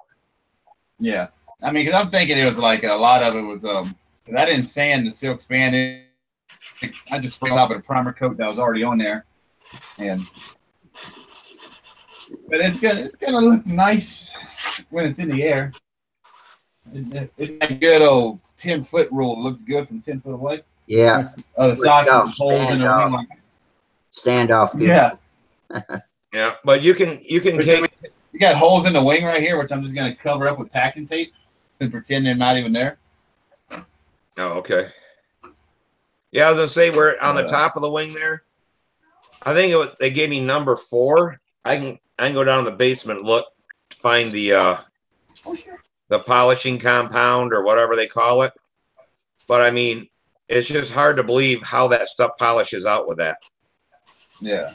I even had a bad run and I used 1500 grit, sanded the run out, polished it back in. You can't even tell there was ever a run there. I got some 1500 and I got some 2000. Or 2000 would work. You can take and sand or smooth and then buff it. It'll buff right back to a shine. Here, I'll run downstairs real quick and see what that is. I think it's my mother's.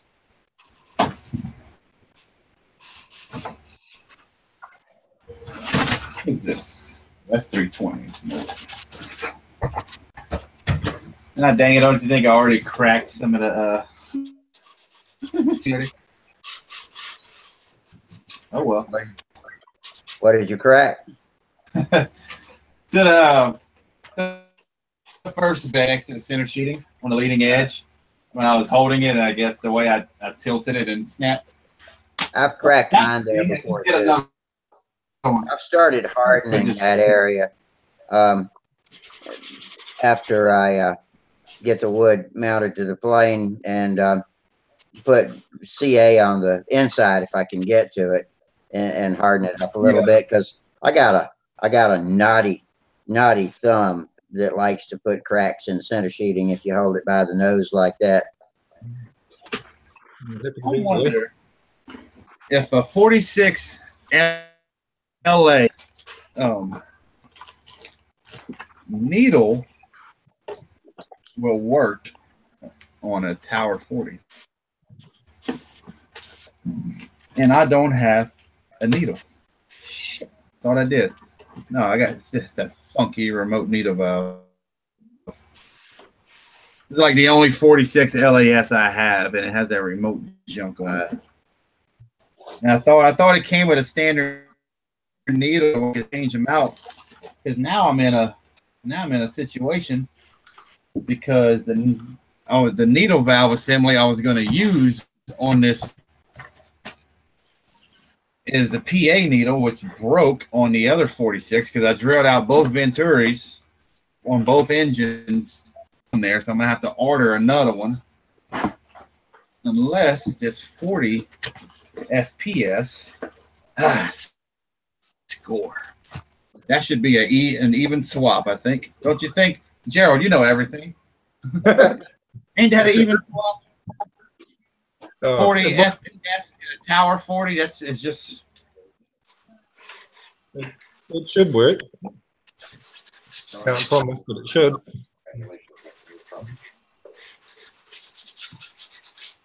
Yeah, Tower's pretty much a clone, isn't it? Yeah. Now the only thing is I can't use that Venturi because it's drilled out, so I can't use a standard needle in it. I would have to use this Venturi in it. Because I drilled out that Venturi 14 needle. Well, the stuff they gave me was called McGuire's Mirror Glaze. It's a glaze. It says Ultra Cut Compound. And you just, with a little bit of a sponge and a little bit of moist, you know, get the sponge damp. And I mean, it just polishes up so fast. It's just crazy how fast it works. Not to remember that. It says 105 on it. You can, they make finer ones, coarser ones, and all that. But this is for hand. It's not for machine. Uh-huh. You know, so it's just a glaze, like guys put cars and wax it or whatever. But yeah, you can really get a nice shine with it. And the penalty beating supplies. At least I can refer back to this video if I know which place it is. I haven't always had a lot of luck polishing clear 2-pack. Sometimes I just can't get the scratches out when I polish it, but it might just be a bit of compound, and it might be the trick to getting a better polish. But that 2K stuff, it polishes so much easier than dope. I mean, it's so rock hard that it just polishes up so good. It's just, I couldn't believe it. And this one that the Glamour, whatever, Clear Glamour, Glamour Clear, I don't know. Hold on, let me go get the can before I just tell y'all all the wrong shit. Dumbass.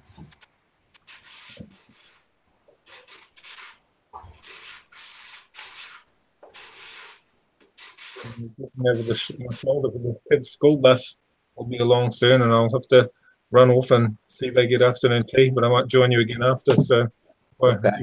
Running out of the room, it's not the house is on fire; it's the bus is home, and the bus driver wants to see them here. So they're not letting them off the bus with nobody around.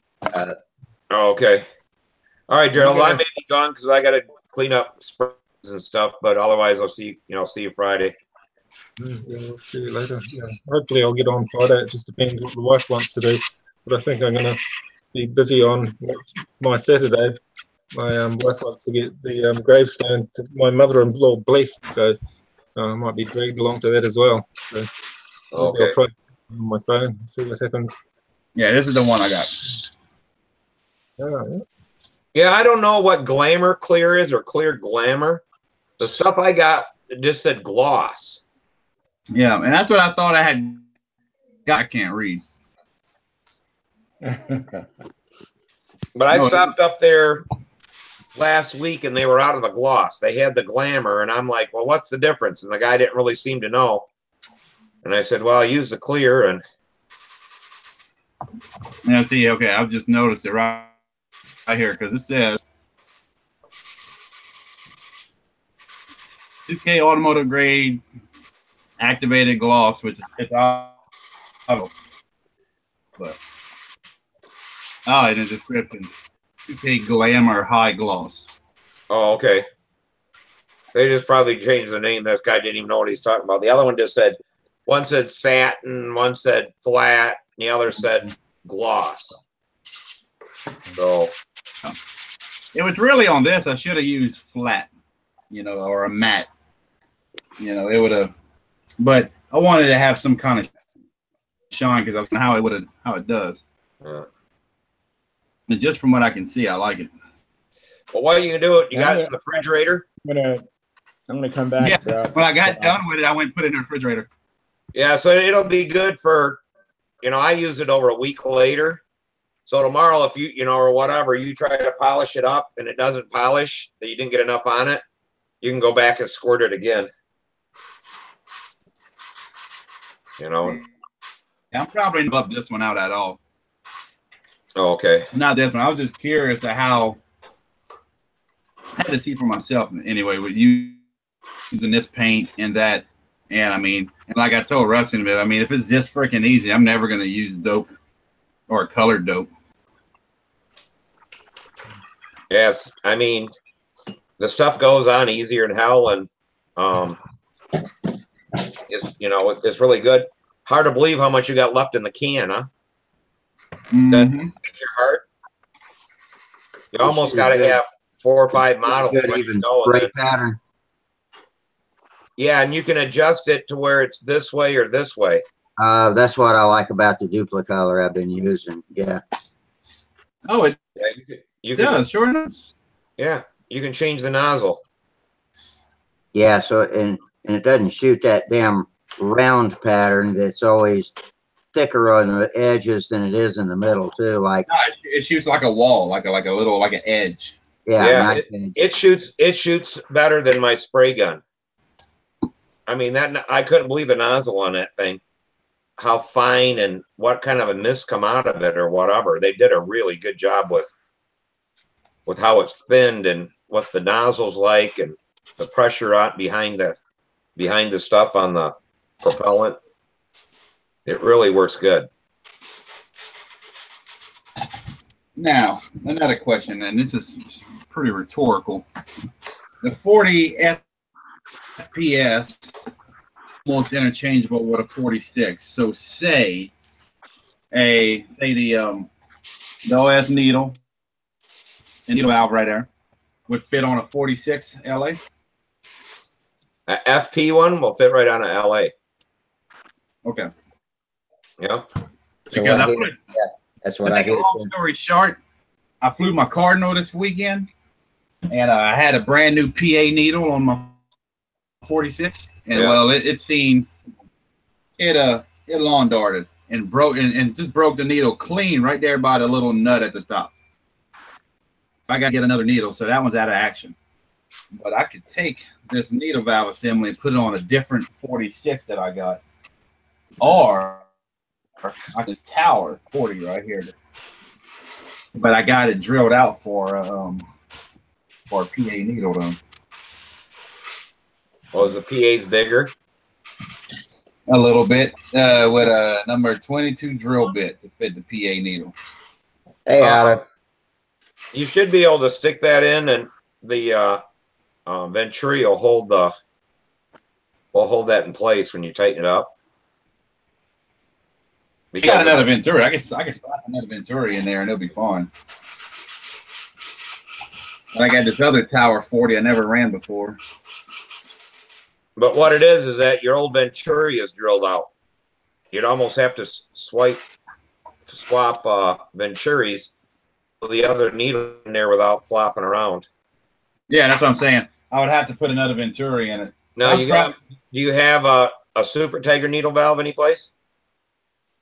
Man, I got this one on this old tower I got, but man, you see how short that thing is? That's the same size. That'll fit in that hole. Super Tiger and Randy's are the same size.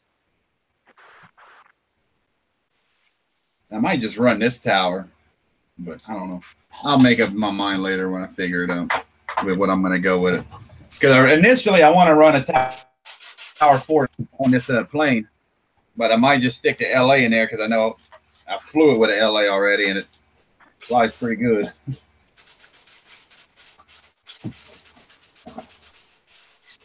I'm curious, what's the weight of it with that tower? I need to bug down that wood. So Dennis, looks like you're just about ready for some silk span or whatever, huh? Not quite. Wing, I just got just glued on the other part of this 1/64th light ply under the flap horn. So let's see, roughly 2.6 ounces. So 36 ounces. No. 38 ounces with this Tower 40 and spinner and this Thunder Tiger 11.4.5. Oh, and another thing. With all the paint I sprayed, it 1 ounce. 1 ounce? 1 ounce. Clear and everything? Clear and everything. Holy shit. And you went over the dope. Like we were talking about the other. You went over dope with that Tamara? Uh-huh. So I use 3 bottles for the filled blue, a bottle and a half for the light blue, and I mean just a few drops for the yellow and some highlights I added. So 1/3 ounce. I mean less than 2 ounces of paint in, and it only added an ounce of weight to the plane. Wow, which is weird. That's good.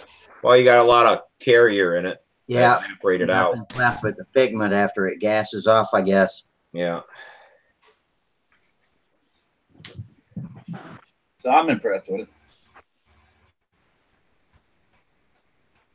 Yeah, I'm gonna do some more experiment once we get done with this, and I'm gonna see what all the paint and stuff. We weighed the wings ahead of time, and one weighs, well, with the tip box and everything, that wing weighs 6.1 ounces, and the other one weighs 5.8. So we'll see what this weighs up painted on the wings, and see what goes on. But guys, I'm gonna get off because I got to do a lot of cleaning, and we're done for the night. And I'll try to get on Friday. Okay.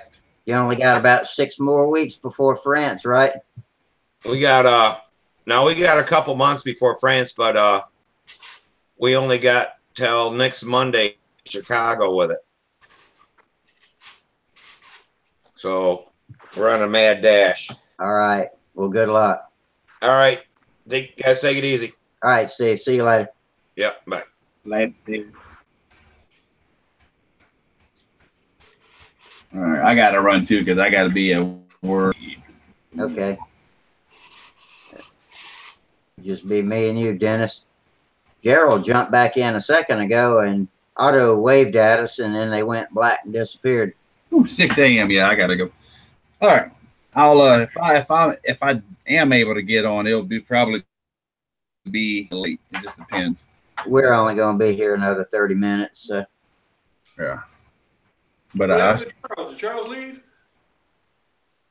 He did, but it was unannounced. I don't know. I think his daughter needed him or something. Oh. Sometimes he comes and goes like that. All right, y'all too. I'll catch y'all later. All right, see you later, Jamie. Later.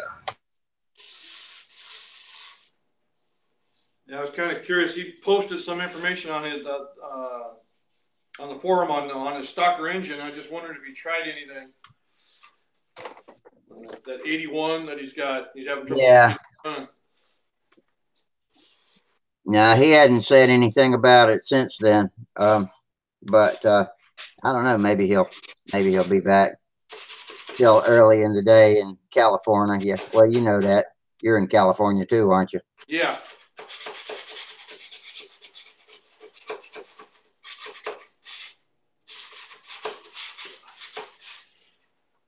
Oh, I see you got your wheel pants mounted and everything. Yeah, I got a fiberglass. That's all what I'm doing right now is sanding out some fiberglass. So that, I always like to put some glass cloth and epoxy all along the joints. Yeah. And so sanding that all out, getting smooth, and then I'll use epoxy. I got to do the epoxy on the rest of the wing, and then I still got to glass the nose.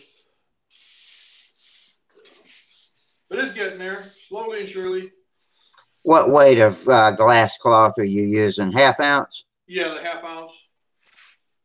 And then with the Z-epoxy finishing resin.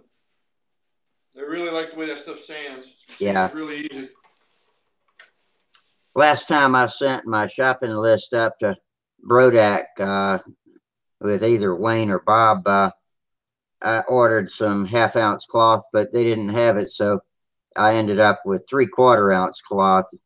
I guess I wonder how much difference in, well, I know how much difference in weight it is, but as far as being functional, I haven't tried it yet on anything. You should be okay.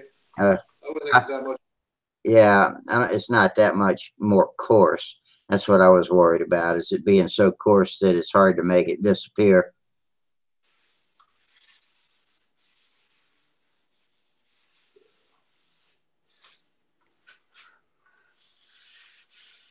I just hate sanding. Sanding just, me and Sandy don't get along.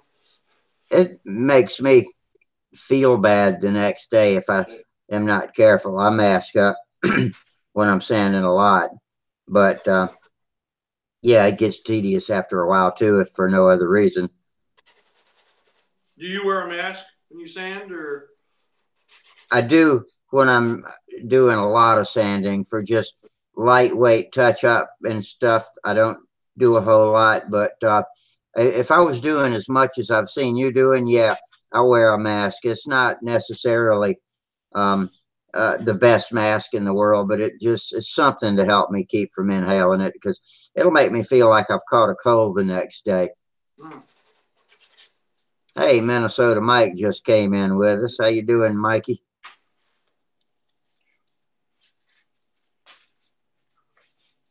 I'll text him a hello.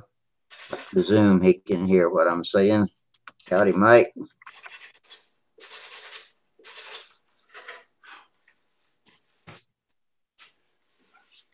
Yeah, this type of sanding doesn't bother me too bad. If I'm sanding, the elevators or flaps and getting them to shape, that balsa dust really gets to me.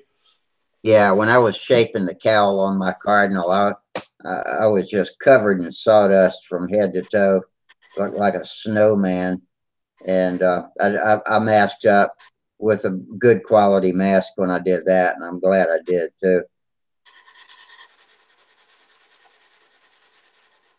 Oh, Mike says he's got a drag race coming up this weekend. Says blew the bike up too much nitro. Oh no. So he's going to race the car. Uh-oh. Blew the bike up. Dang, Mike. Yeah, that nitro will do that. You can slag one in a hurry with nitro.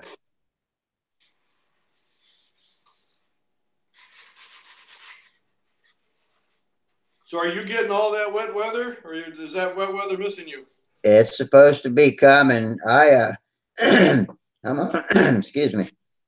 I'm only 90 miles from Triple Tree, so if it's as bad as they fear, they closed up the Joe Nall, and if it's as bad as they fear, then I'll be getting some. I think west of me, where they are, is probably going to get more than what we get here in Columbia, which is dead center of South Carolina. I don't know. We'll see. I went out to the shop this afternoon and made sure that anything that I didn't want getting wet was not on the floor.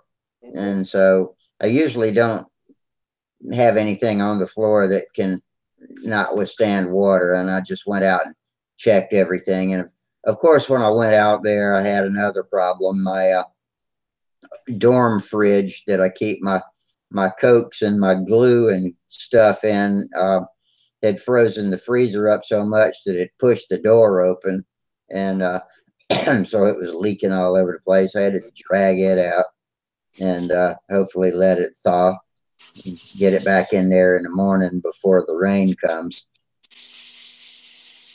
I guess rain won't hurt it.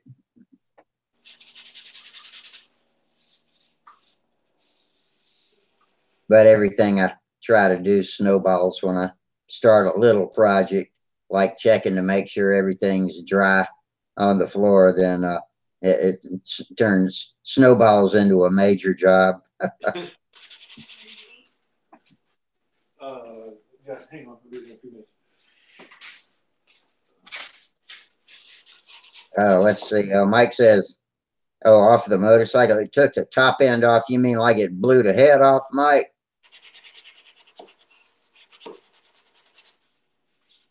Or blew the top end out of the piston, or blew a hole in the piston or something?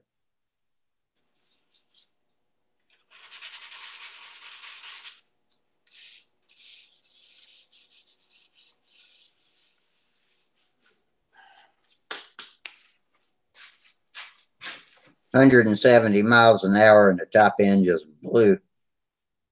Golly. I blew the heads off. Okay. Yeah. Sounds expensive.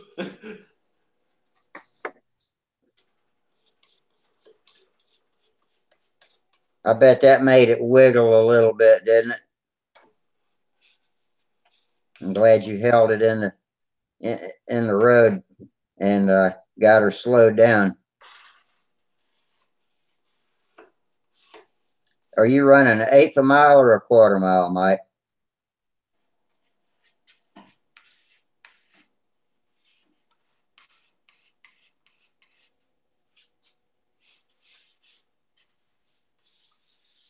He said, yeah, he's kind of nervous now, LOL.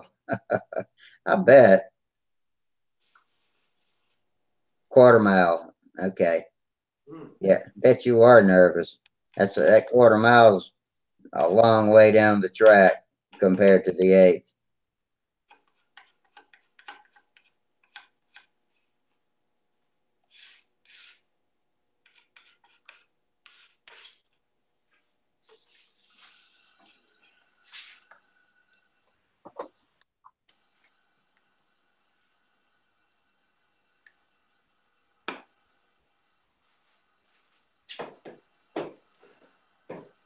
Well, Dennis, I think with just me and you to entertain the entire world of Stunthangar tonight, maybe we ought to just call it a show and reconvene on Friday night.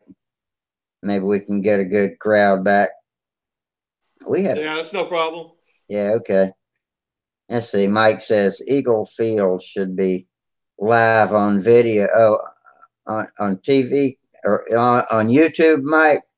Is that where it's going to be broadcast? I'll look for it. Now that we talk about these things on YouTube, I can go back on the reruns and be able to see our chats because they accompany the reruns now when you go back to the website to watch these shows later.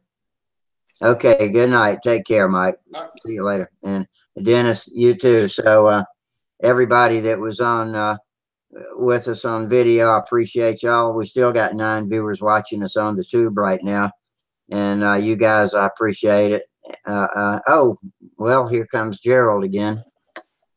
Hey, Gerald. Hi. Everybody's gone. Yeah, I was just going to wrap the show up because it was me and Dennis, and figured we weren't entertaining the world of control line very well, so I was just going to hang it up. Oh, did Charles come back in, or did he not manage? No, he never did show back up. Yeah, I just got the boys sorted out with something to eat, and Otto wanted to say hello, but I said I'll have something to eat first. So sorry, we jumped off a bit too quick. That's all right. It's just me and you and Dennis now. We can hang out a few more minutes. It's 11:40. I'm gonna step away for a second and get me a snack. I'll be right back, though. Yep. Oh, I'm getting stiff sitting here in this chair. Man. Yeah, I needed a pit stop as well. I had to get a drink and go to the toilet. But yeah. Oh. Yeah, I'm here. Yeah. I'm sorry, yeah. I just had to. Oh, he's popped away. You could go and finish your afternoon tea and then come back, because Sparky's just shot away. He's just gone to get himself a snack. So it's just me and dinner right now. Well, I'll be back in a minute. Yeah. Then. Oh, Dennis, what is it that you're working on there? Sorry, I can't. This is a Gladiator. What they call it, Gladiator 35 with an LA 46. Oh, sounds like a nice combination. So it's a classic stunt model. Yeah. It's got a nice look to it. Trying to make it look pretty, but you know, pretty. Making it pretty takes too long. I get impatient. Yeah, perfection takes a high price. It takes so long to create the perfect looking model. Is Otto in the room with you? Oh, he popped in and then he's popped out again, but he could be back in a minute. Anyway, I've got another company instead, though. As you see, a fairy tail flash past my nose. One of the cats decided to jump on my lap while I let in. It's our control line cat, our resident control line cat, the one that normally comes out to the circle. Oh, yeah. Yeah, this one here. Say hello, Jester. Yeah. Hey, kitty cat. Hey, control line cat. Yeah. He's always he doesn't step on the models and he doesn't step on the lines. And sometimes he'll come out to the circle, but he doesn't get under your feet. So that's a very well behaved kitty cat. Yeah, he's used to us flying ever since he's been a kitten. He's come out to the circle and participated as far as he can participate just by watching. But I can't say the same with the other cats that aren't so familiar with model planes. Does he watch the planes when they fly? Yeah, he'll come right into the circle and he'll sit by you as you're flying. That's pretty cool. Yeah, so he's not scared of the motors, but yeah, it's just he's so used to us running the motors, he doesn't freak out or anything. And we've told him when he was young enough to know not to step on the lines that he generally doesn't either. But, yeah, whenever I'm running out of new reel of lines and trying to get them cut to the right sizes, when my cat will decide he's interested in jumping on them. Yeah, they always take interest in it, and unless you do it when it's hot, that's what I find. If it's hot in the middle of the day, then they're not interested. They'd rather have a siesta. But yeah, this one's getting a little bit frisky on the keyboard. But, yeah, they're not bad company, but some people, if their dogs are well trained, aren't really a problem. But it's just strange animals that aren't used to control line models that normally are the problem. Being run around when you're out in the circle by a dog isn't always great entertainment. But if they're used to you flying, then it's not so bad.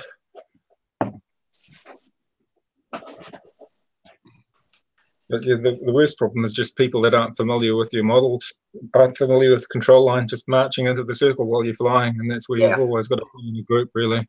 Not really safe to fly. And unless you go to the links that, I know Charles puts out the cones and all and marks off the area he's flying when he's flying in a public space.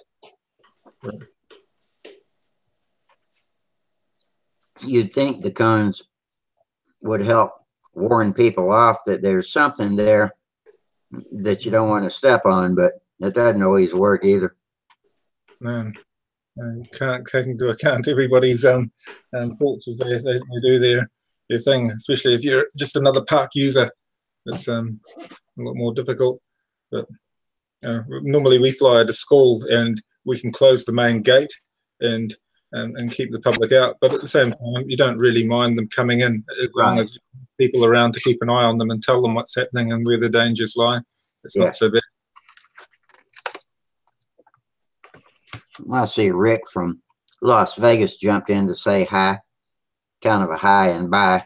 He's got to go to work early in the morning, so I don't know if he's still with us or not, but I'll type him an official hi. So did he come on last week? Yep.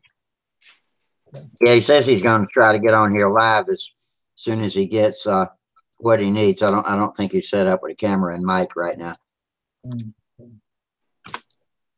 Did anybody see that video that Sparky posted on that line tying jig? Not yet. I saw that he had posted one today, but I hadn't looked at it yet. Yeah, I haven't looked either yet. Is it the Jim Lee? Is it the Jim Lee bolt with the pins in it? Yeah, well, yeah, it's got the little spool that's on it, and you wrap it and you spin your line, and it puts the windings on. Yeah. Really, really slick. I've never seen that before. Okay, that's something different from what I thought it was. So I'll go back and when we get off, I'll take a look at it. Yeah, I mean, he tied an end of a line probably, but if he didn't talk, it probably only take about 30 seconds. Yeah. So, and it looked nice and neat and tight and looked real, real good. I mean, I normally did mine all by hand. I do mine by hand. Yeah. Wrapping it one loop at a time. And, it takes you, 30 minutes just to do get it one right. in. Yeah, you got to stop and make sure it's all lined up, and then put another wrap on it, and it gets tedious. And I hate doing it to the 027s for the lead outs too. I've gotten to where I just swage those. Wayne's got a swaging tool, so we just swage those on. But I'd rather have them wrapped if my fingers could tolerate the work. But I always do the flying lines, the 015s. I always wrap those with copper. So I'd like a tool, any kind of tool that would help would be great. Yeah, he demonstrated how to use it. I mean, wow, I couldn't believe how quick it went. It went really fast. Oh, good. Well, when we hang up here tonight, I'm gonna take a look at it, because I put it in my watch later list, and sometimes that's what I do when I get off of here is watch a couple of my watch later videos. I don't always get a chance until the computer's free in the evening to go back and watch anything I wanted to, unless the boys are at school. Once they're home, the As soon as mum gets home, the same thing happens. Yeah, the computer's shared around a bit. So unless I look on my phone, the computer's shared around, but at least we know what each other's doing on the computer anyway, which is. Straight. Oh, it's okay. It's okay. Oh, I gotta leave. I just got the dinner bell call. So. Okay. All right. So we'll talk to you later. All right. See you later, Dennis. Right. See you, Dennis. Bye-bye. Right. Well, it's time to wrap up then. Oh, well. Just us diehards now. Oh, what I had.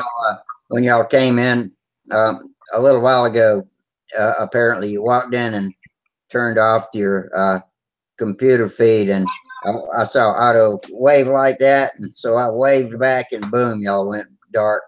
So. Sorry. Yeah. Well, it's just weird to had to get a snack and everything. Yeah. When you get home from school, it's been a long day, hasn't it? Yeah. And so it's good to unwind and tell me about all the doings on the bus on the way home. One of the students firing a pellet gun at the driver, and holy crap! All the craziness that happens on the school bus. bus. It's $2 shot BB guns. Yeah, a plastic BB gun, but not nice. Not while you're trying to drive a bus. No, a bus load of other kids too. I mean, yeah. Probably not the best judgment in the world. No. Some of the kids are a bit wild, shall we say? Yeah, but it makes for a bit of excitement, doesn't it? How long is your bus ride? Round about, I'd guess about over 30 minutes. Oh, it would be a bit longer. It'd be more like 40 minutes, because you get off school at 2:30 and you're home by 3:30. But it takes them a while just to load them all on the bus. But yeah, at least they're all people you know, aren't they? Some of them I don't know. Yeah, well, it's a small rural school anyway, so about 300. All the culprits are known, aren't they? But no other aeromodelers at the Copper School, are there? No. No. One guy, one friend I know called Theo said he had a grandfather who did controller, and he said he didn't know much about it. Yeah, that's the dilemma. It tends to be something that the grandparents did now, not even the parents. And I'm quite old as a parent, and I realise a lot of the parents have no idea of what control line is, because I'm that little bit older than a lot of the other parents. You realise you're out on a limb. But it was really in its heyday, probably 30 plus years ago now. So a lot of the younger people haven't been exposed to it. And because we're sort of pushed off all the main parks, it's hard to get that exposure like we used to when we could fly in the local parks. Yeah, well, so much. When we were kids, there was so much more interest in aviation because it was still new. After, we come from post World War I and World War II and Korea generations. All our parents served, and aviation was something that was a big part of all of that. And so more people were interested in it because it was fascinating, and it's just ordinary now, and so it doesn't garner as much attention as it used to. Yeah, well, my mother talks about aviation with great respect because she was brought up in Fiji, and the colonials really helped keep Fiji connected to the rest of the world with their flying boats. So she talks with great admiration of those flying boats that connected Fiji up. And the other thing my father refers to is he talks about the air war over Germany. And he talks about the twin-tailed devil, Tom's model, basically, the P-38 Lightning. He talks about them, and he talks about the B-17s. He talks, even though he was on the receiving end of it all, he talks with great admiration about the aircraft. And he actually bought me a book on B-17s once. You've got to build one. So, yeah, just a different view of it. Yeah.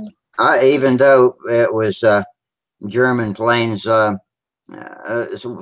of the books I read were about the German planes. I read the biography of Manfred Richthofen, the Bloody Red Baron, and so I was interested in all of the pilots and the planes, and didn't matter which side they were on.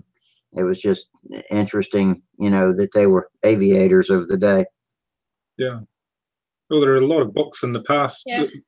The amount you'd find in the average library on aviation was huge. It took up a good part of the library, whereas nowadays you're lucky to find a book or two. Anything on aeromodeling is just not in the libraries anymore either. Well, there's only about 3 books that have to do with aviation. One of them's just about present day, and then the others.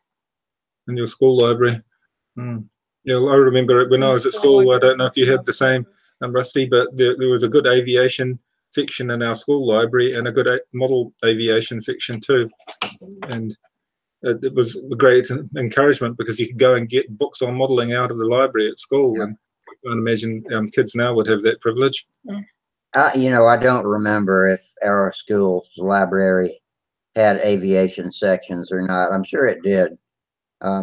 Because most of the books I read came from the school library, and I had no shortage of.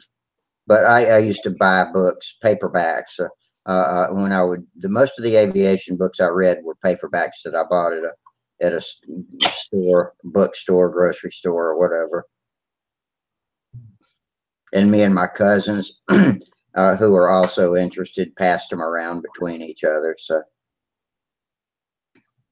Yeah, there's a lot of flying within schools. When I was at school, at Rosmini College, when I went to school, they'd go and fly in the tennis courts after school hours. You'd talk about your model planes at school, and I couldn't imagine that happening now either. No. And we used to have our club meetings, and it was like the school tuck shop, not tuck shop, the staff room was where we held our North Shore Model Club, had our monthly meetings.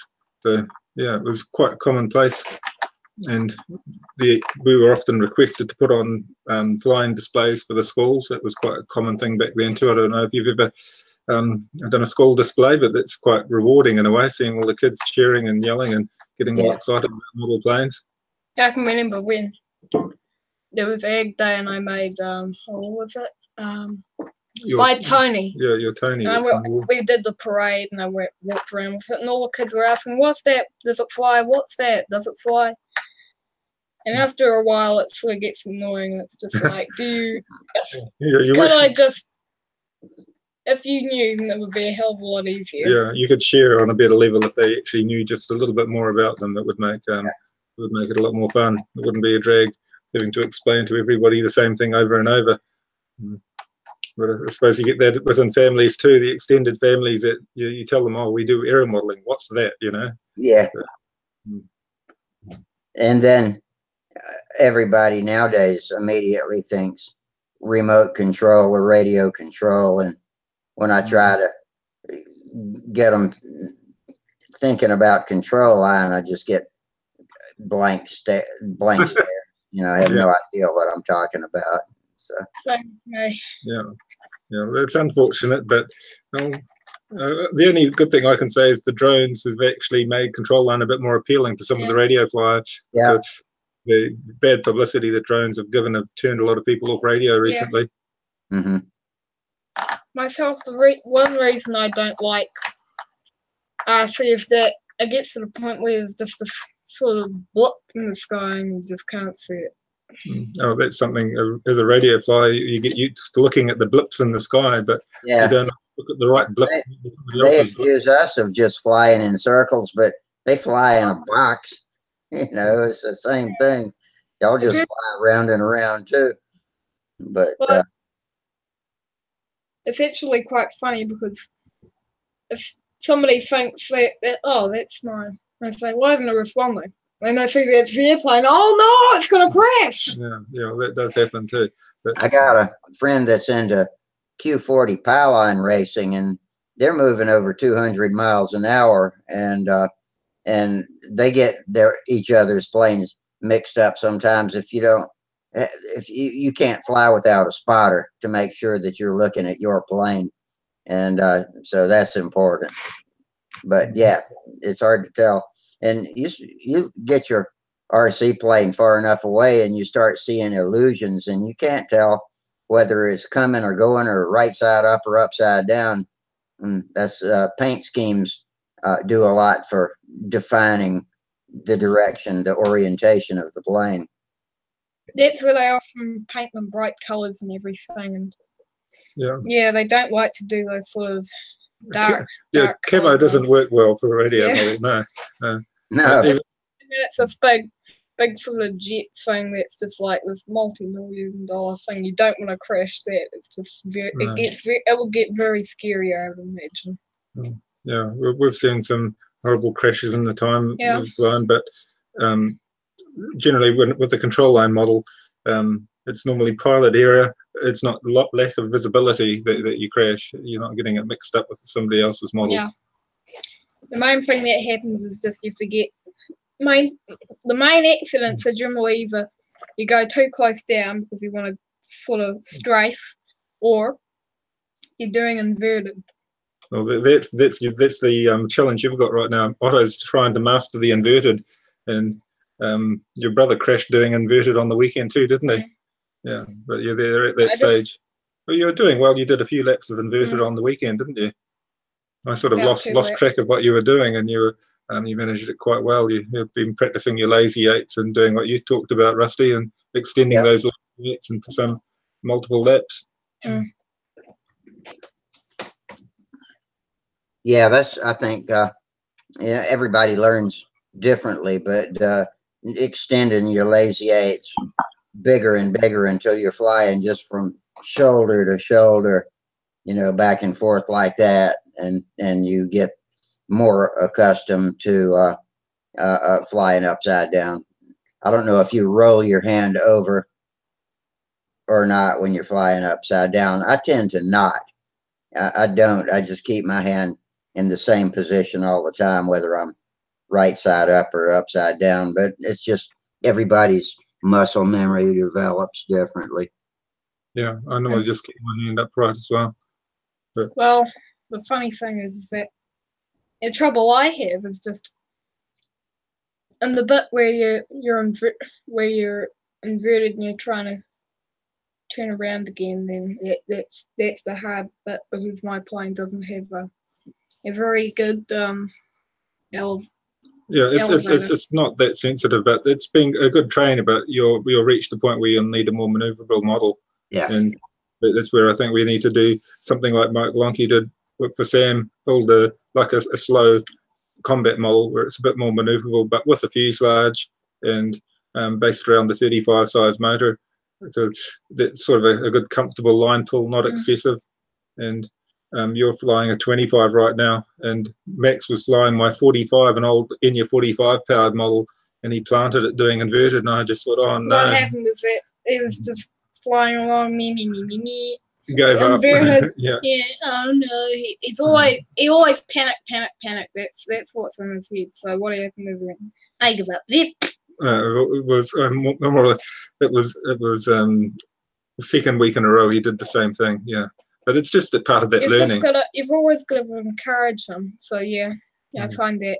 Yeah, you've got the instinctive thing to step back when the lines go flat, and when you're inverted to give down to pull out. You've developed that instinctive reaction over the last couple of months. But the one funny thing that did happen to me was when what was it, doing a lazy eight, I think, and then one of the lines just went bang. Yeah. It's just I felt the tension going whoa. Yeah. I thought, what's happening? And then I just saw the thing on the handle go. Yeah, well, what actually happened is one of the lines came loose. The line connector mustn't have been done up tight, so we were able to get it flying again after. After that, I'm just constantly checking. Yeah, you have to check, but yeah, when you roll out your lines, normally you spot something like that. But I didn't happen to spot that one of the lines had managed to work its way loose somehow. What happens if you haven't reset it or anything recently? Yeah, well, that's where you always do your inspection to inspect your lines, and you also check the neutral, don't you? Yeah. Yeah.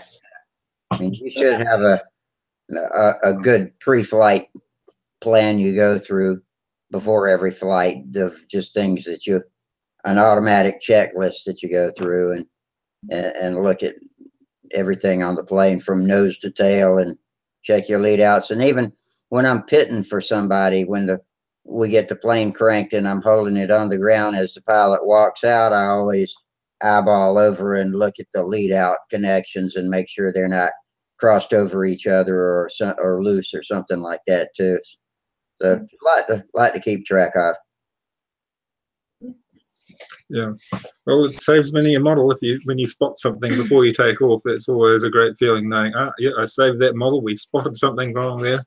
And with electric, it's a whole different thing, because I can remember, you know how you just put that little thing into the little plug, the motor, the plug. The safety plug.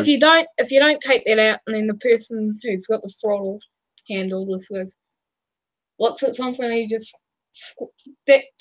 even slightly squeezes the trigger, then what will happen is that propeller will go round, and if he's not holding it nearby the nose, the chances he'll get hit round about here. Electric's very dangerous, because as soon as the battery's plugged in, it's live, and that's why we use that extra plug, that isolating plug, and that's something I think most people have swapped now to that mode where you've got a plug that everybody can see to disarm the model, so you don't release the model until somebody's disarmed it. But,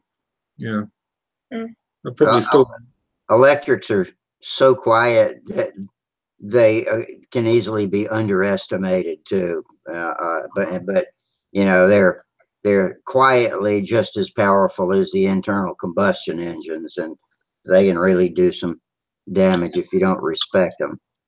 Yeah. Well, the one thing I just don't like about electric is just that sound, that sort of high. Some of them have a real high pitched sound, and some just have just a sort of buzz.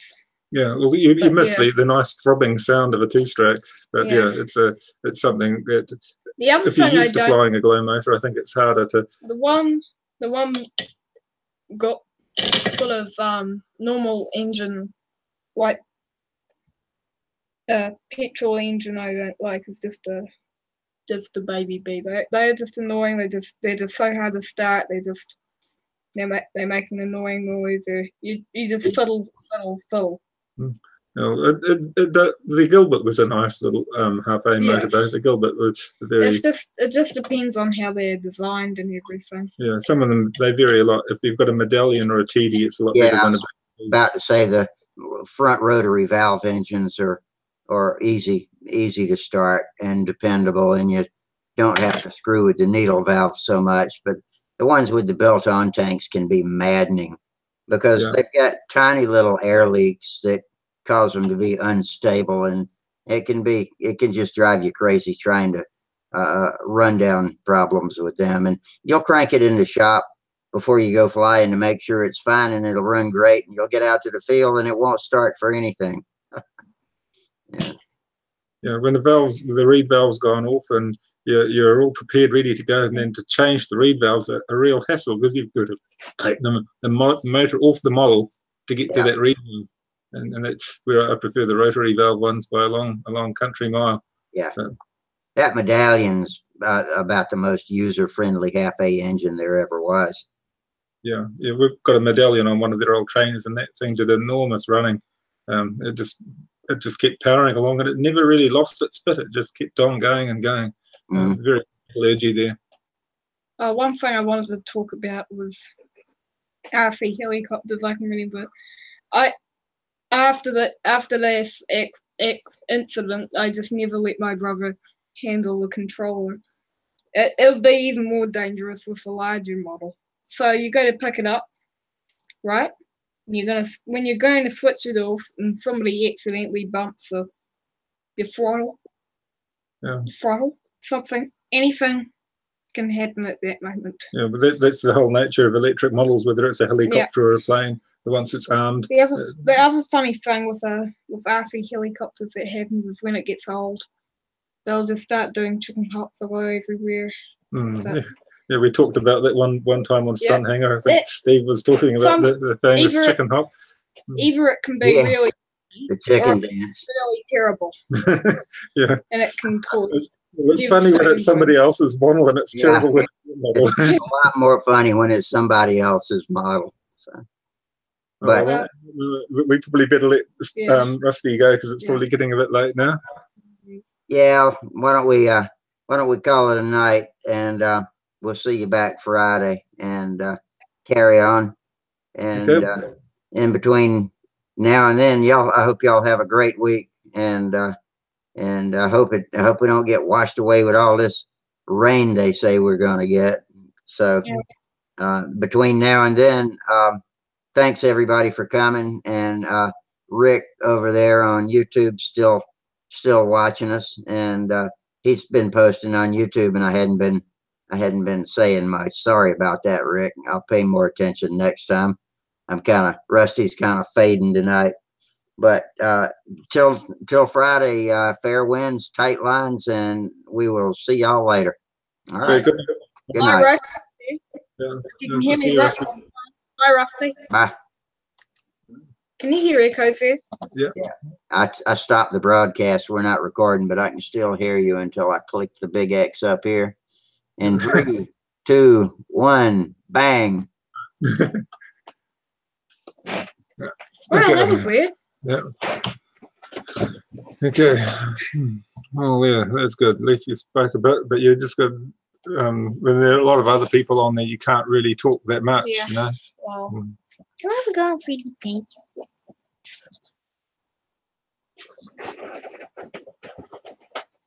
Oh, that was just weird. You could hear echoes, couldn't you?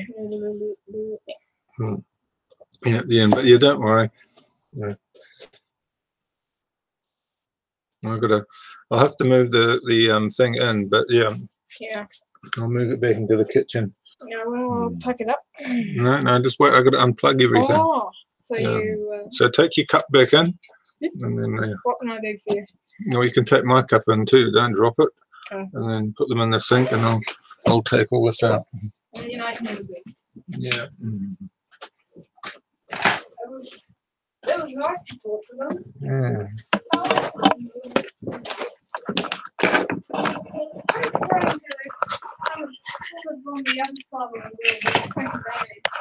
Yep. Yep.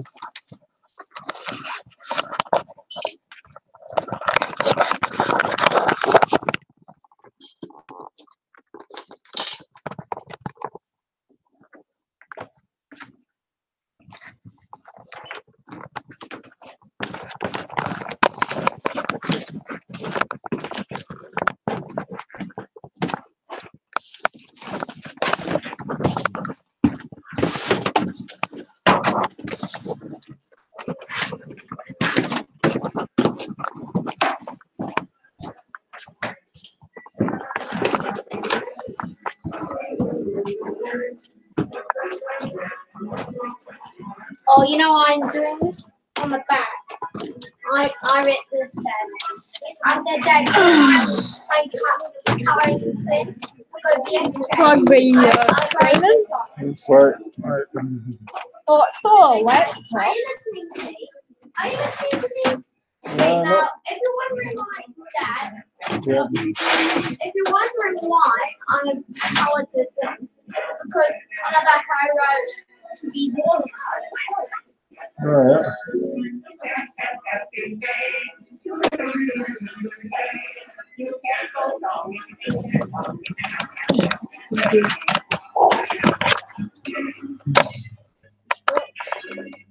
It's pretty weird.